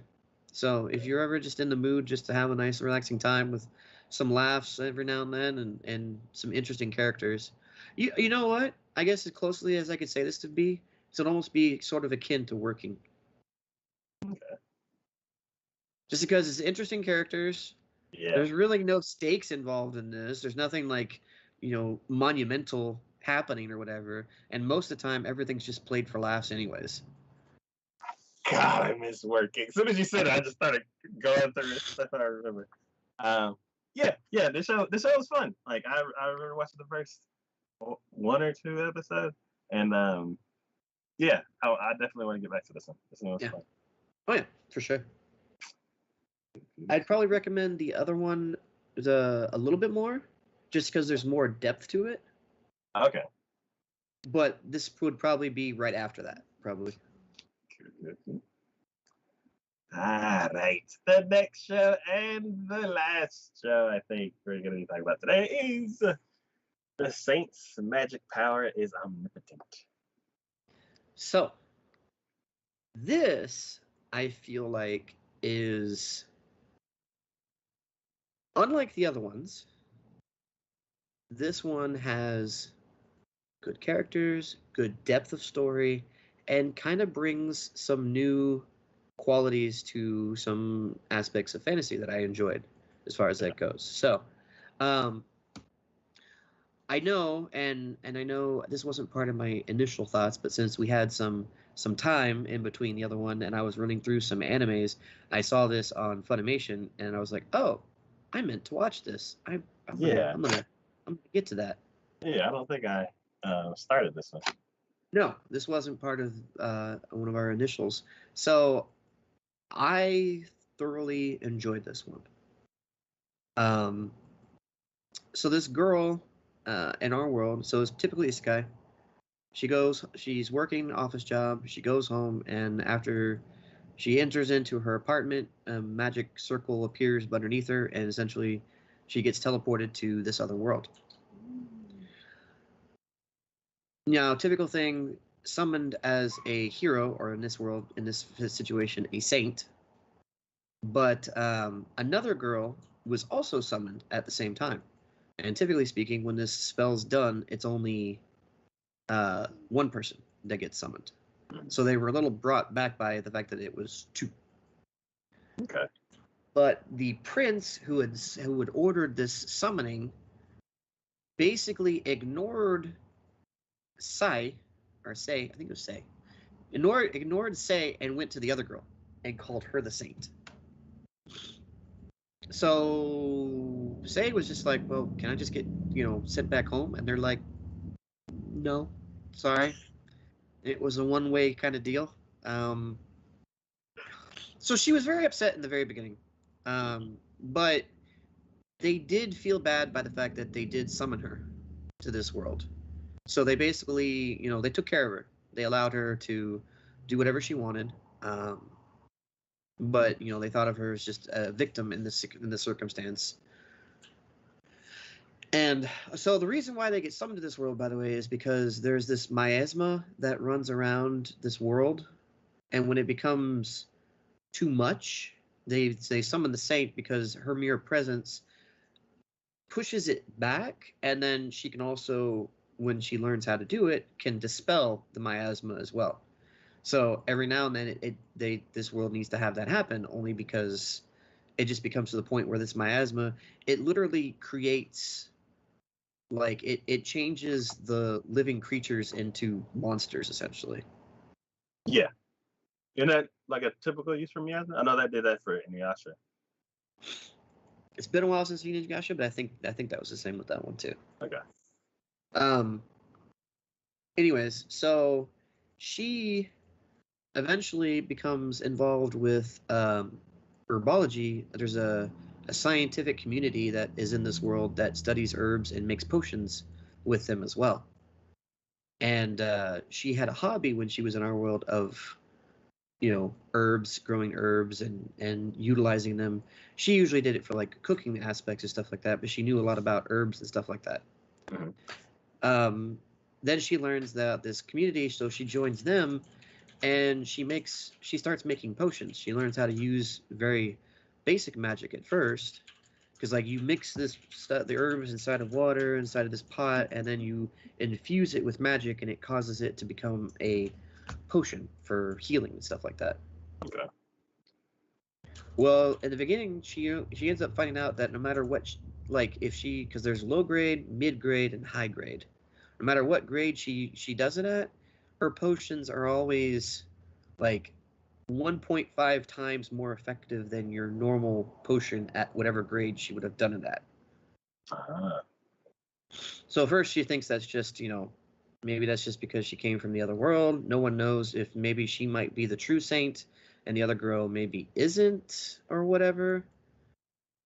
But then slowly as we progress on further, some things start to kind of become more and more apparent. She starts learning how to do some certain magics, and even that is more powerful or more refined than what a normal person would do. To the point where she actually learns greater healing magic, and can literally, at one point, one of the soldiers from an excursion to, because they have to send people out in order to quell the beasts, basically, to keep them in check. It's like a hunter killing some of the predators in order for the prey to be able to flourish more. Yeah. Because if you allow the predators to overpopulate, then they eat up all the prey. You know that goes basically. Yeah, then they all starve because there's no more food. Yeah. So, sort of the same situation, except they're just evil. Anyways,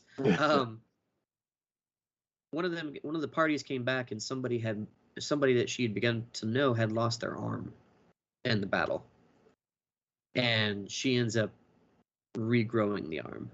Oh. But she kind of knew she had the ability. She figured she would probably be able to do that, but she knew that by doing that, it would become more abruptly obvious to everyone else that she was probably the saint. Like, she was enjoying her life as it was, and just making potions and herbology and learning things and whatnot. And then she's like, well, if I take this step, everyone's going to be kind of looking at me and kind of know where this is coming from. Yeah. But she's like, you know what? Even if I didn't know this person, I'd still do it. Just because if I have the ability to do so, and I would feel bad by not, because like they were upset by the fact that they were having to retire from the knights because they were missing an arm. They couldn't fight in that condition. So she's like, if I have the ability to do it, I kind of have to do it. And another thing, and this might, surprise some people or whatever, but there is a love story involved with this as well. And I will say, well, as far as that goes, as far as like, I enjoy the show. First off, I really like the show. There's only 12 episodes. I kind of wish there'd been more, but I enjoy the show. I will say that, if people think as far as they know me, is that I might not go for the romance stories and stuff like that. But it's like, to me, romance stories, I put them in the same category as I would like slice of life. I'll enjoy a slice of life as long as it's done well. I was just about to mention slice of life. Yep. Yeah. It's the same thing for me. Like, I can enjoy a good romance story so long as it's done well. Like, you're not beating me over the head with romance. Like, it's subtly done. You see the progression and you understand where it's coming from. So before she does what she did before, one of the first expeditions, I think that happened in like the second episode, that comes back, and she already knows she's making like they started her with like low grade potions, and then she's like, well, can I make high grade potions? They're like, hardly anyone ever makes high grade potions. One, the materials needed are a little bit rare in regards to that, and then two, it's like it's not everyone has the ability to make high grade potions. Of course she does, and she's able to make them, and of course they're stronger than your normal high grade potions. And then the first expedition comes back while she'd been there, and the captain had suffered some mortal wounds. And as he's sitting there dying, she tries to get him to drink the potion. At first, he's not even conscious enough to do it, but basically, through her own sheer force of will and everything, she forces him to drink the potion. And then he wakes up after everything heals on him and sees her, but like his vision's like still a little fuzzy, so he kind of sees her in like a glowing figure or whatever. Yeah. Well, and then so like you'd think, oh, it's immediately fall in love. No, he takes an interest in her, and he starts asking about her, and she makes visits to the palace because the institute she's in is nearby, but it's still a distance away, and he subtly he sees her there or sees her leaving and goes, oh, I can give you a ride back. I'm kind of heading that direction anyways. And he has her ride back, and they chit chat, and he takes her all the way back, and she makes notice. She's like, wait, didn't you have to go the other way? Oh, that's fine. I could take you all the way there. It's not a big deal. And then like every time like she's finds herself at the palace and on the way back, he keeps basically being there every time she's about to leave in order to take her back. And then one of the girls she makes friends with while she's at the library from the palace mentions the fact, oh, I see you were with so and so. She's like, yeah, he helps me and takes me back. And she's like, oh, do you know his nickname was like the Ice Knight or whatever, because he's very off puttish from everyone else and kind of holds himself back from everyone. So like there's like little subtle hints of like how things are progressing, and even she doesn't quite like get it right at first, because he's like at one point she's like, oh, I have the day off, and he's like, oh, I was gonna go into town, do you want to come with me? And she's like, sure, I haven't been to town, I'll come with you. And then he holds her hand, they go walking through stalls and through shops, and at the end, before he takes her back and they had lunch or whatever, he takes her back at the end of the day and gives her a gift, because she'd been looking at one of the shops and been looking at a hairpin, and he gives her that hairpin.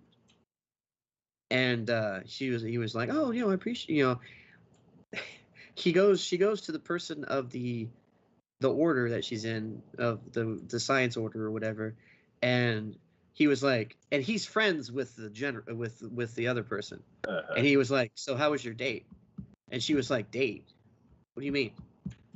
She's like, well, what did you do? He's like, well, we went, through some stalls, did some shopping, ate a meal, and he took me home at the end of the day. And he's like, so a date? He's like, no, it wasn't a date. What are you talking about? How is that a date? He's like, so let me get this straight. You went shopping, had some food, he gave you a gift at the end of it, and he held your hand through. Well, he helped me down from the carriage. Like, okay, let me just explain something to you.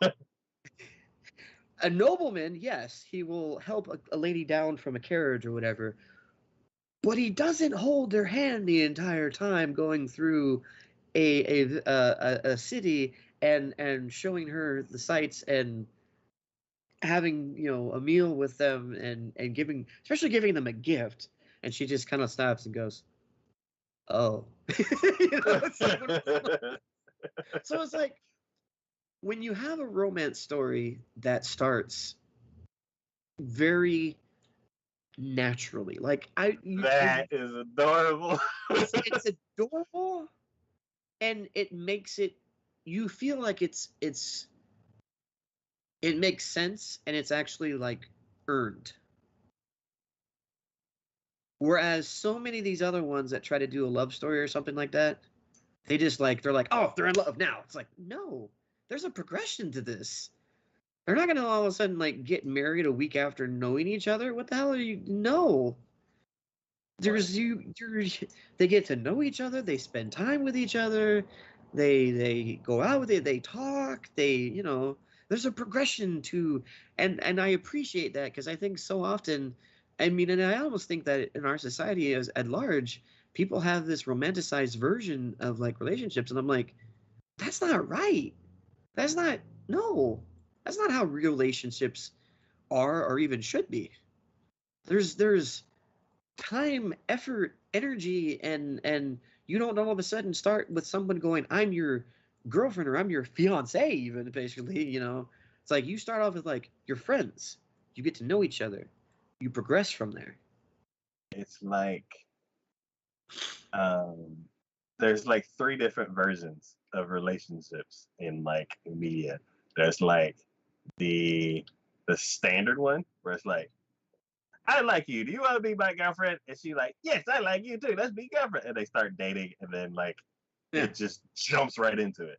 yeah, And then there's like the puppy love school like romances where it's like, I like him, but I don't know if he likes me. And he's like, I like her, but I don't know.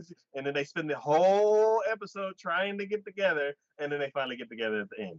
yeah, And then there's like the more mature, natural, slow burns that are yeah. like just like that show, where it's like it's just super sweet. Like it's not focused on getting together at all. They just like spending time with each other, and then eventually they're like, "Hey, um, we spent a lot of time together. Maybe we should." So this works. Should we make Yeah, this kind of official in that regard? Because I'm feeling yeah, like this is working. yeah. And I appreciate that a great deal more because I feel like that version we don't get nearly enough in media. Like I think we have like what 45% puppy love, 45% the quick let's immediately start dating and we're committed to each other sort of situation. And then we get like a 10% mature this is how our relationship kind of goes. I feel like that's sort of the ratios we get here. And when it goes that way, I appreciate that so much more because that is realistic. Like That has, huh? it's like I'm invested in the relationship. I've been hanging out with y'all too for like 5 years. Yeah, it's like I get it. Like I get where your relationship's coming from, and it would feel wrong to keep each other apart.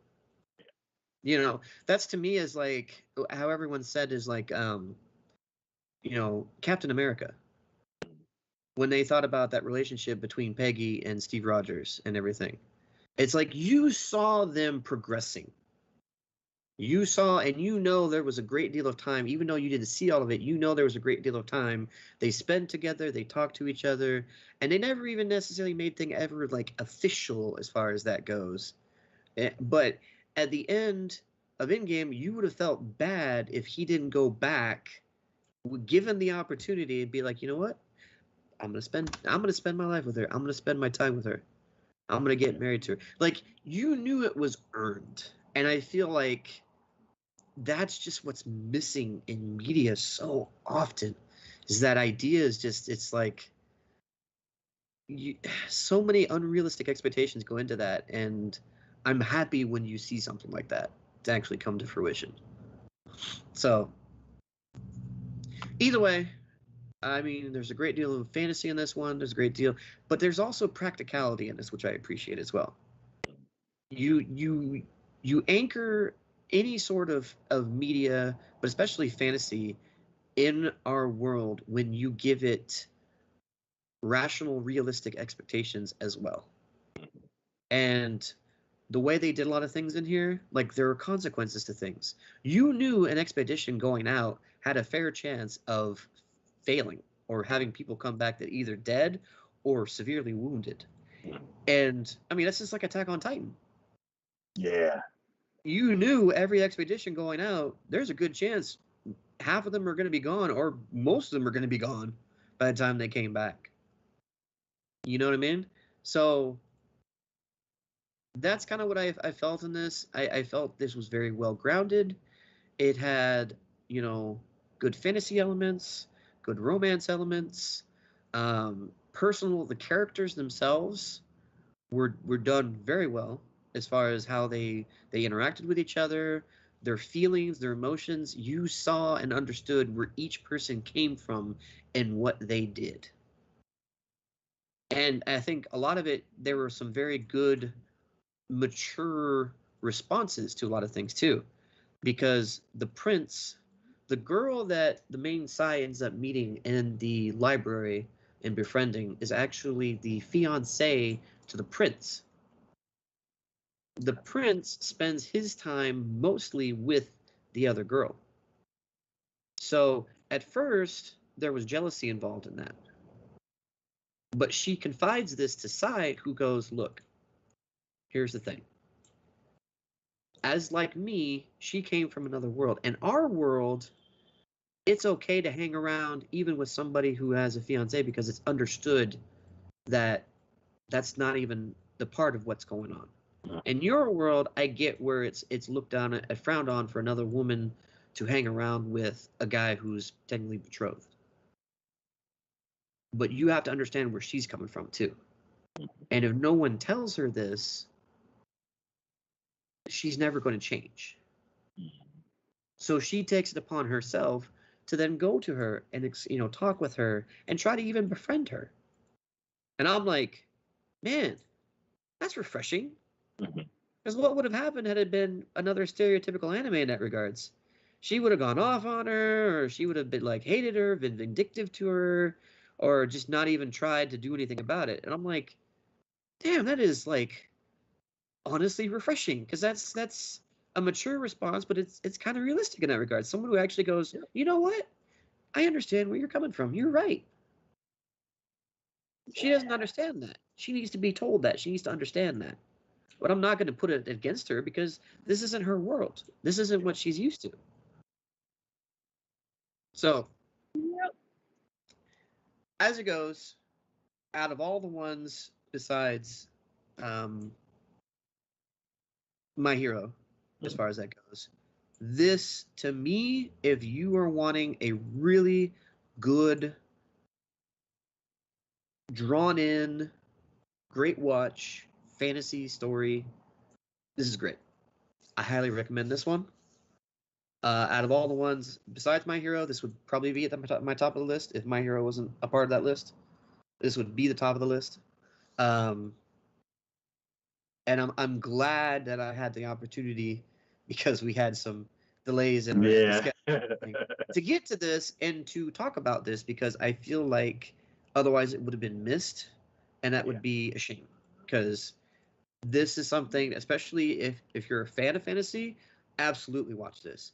But even if you're not a fan of fantasy, I think this has enough elements of other things to keep your attention and draw you in. And it's great in that regards. So by all means, check it out. I'm hoping there's going to be other seasons and other things to this because I'm interested. I'm invested in the characters. I'm invested in the world. I want to see more. I want to know more. It's awesome. Yeah. So glad this didn't fall through the cracks like so many other shows in the past have. But yeah, that is it. I think what was the yeah, this is done by Dio Media too. Oh yeah, we never yeah, because it didn't get initial thoughts. Yeah, this one was done by Dio Media. And you haven't seen a Dio Media show. Yeah. Oh, see, you know, I did think well, we didn't do an initial thoughts on this one, but we did do a trailer reaction to this. Oh, that we would have talked about. Because I remember saying this is the same one that did shoot. Same studio back in 2013 who did and I can't remember the English name of this. Problem Children Are Coming from Another World, aren't they? Ah. Okay. Well, Dio Media. They also did the Squid Girl one too. Yeah, they did Domestic Girlfriend, so they're good. They have romance experience. They did Chio-chan, which is like completely opposite this one. So they've matured. They've gotten better. They've gotten better, or they at least know when to do things like that, when not to do things like that. Yeah, looking at the history, I'm like, this show came out of nowhere. Like, yeah, they've done a lot of shows that we've talked about on the show.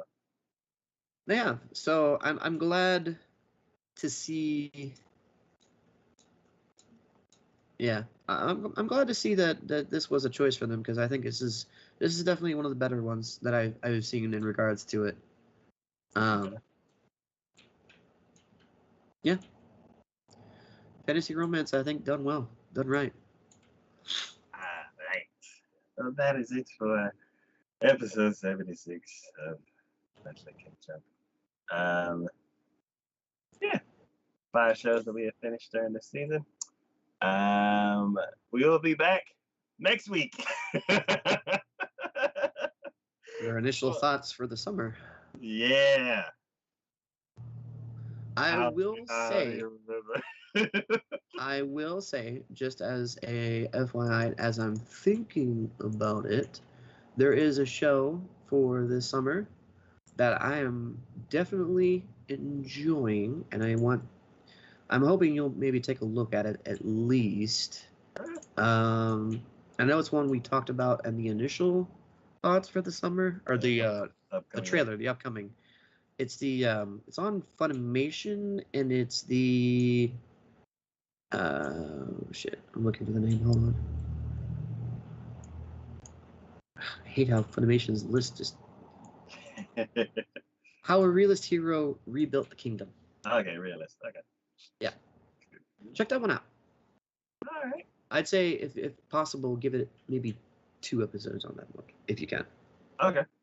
There's 3 on that. I mean, if you want to go 3, that's fine. I'm just saying, the 1 is a nice start, but you really start getting the idea of it, I think, by 2. Okay. And I definitely want to talk about that one, because as most times, like, I have a certain criteria. Like, I enjoy most fantasy. Don't get me wrong, as you all well know, I enjoy most fantasy, but I think there's something special about that one, and I also want to get your opinion on that as well. Cool. Well, 2 episodes of Realist. Yeah, I think there's 3 currently out, but at least 2. Yeah, because where my head's at right now. So yeah, I'll definitely check those 2 out. All right. So, well, as always, this is DK and Psycho Gamer from TacoYaki Anime. Thank y'all for watching. Thanks for hanging out in chat. Thanks for supporting the channel on any way that you do. And we will see y'all next time.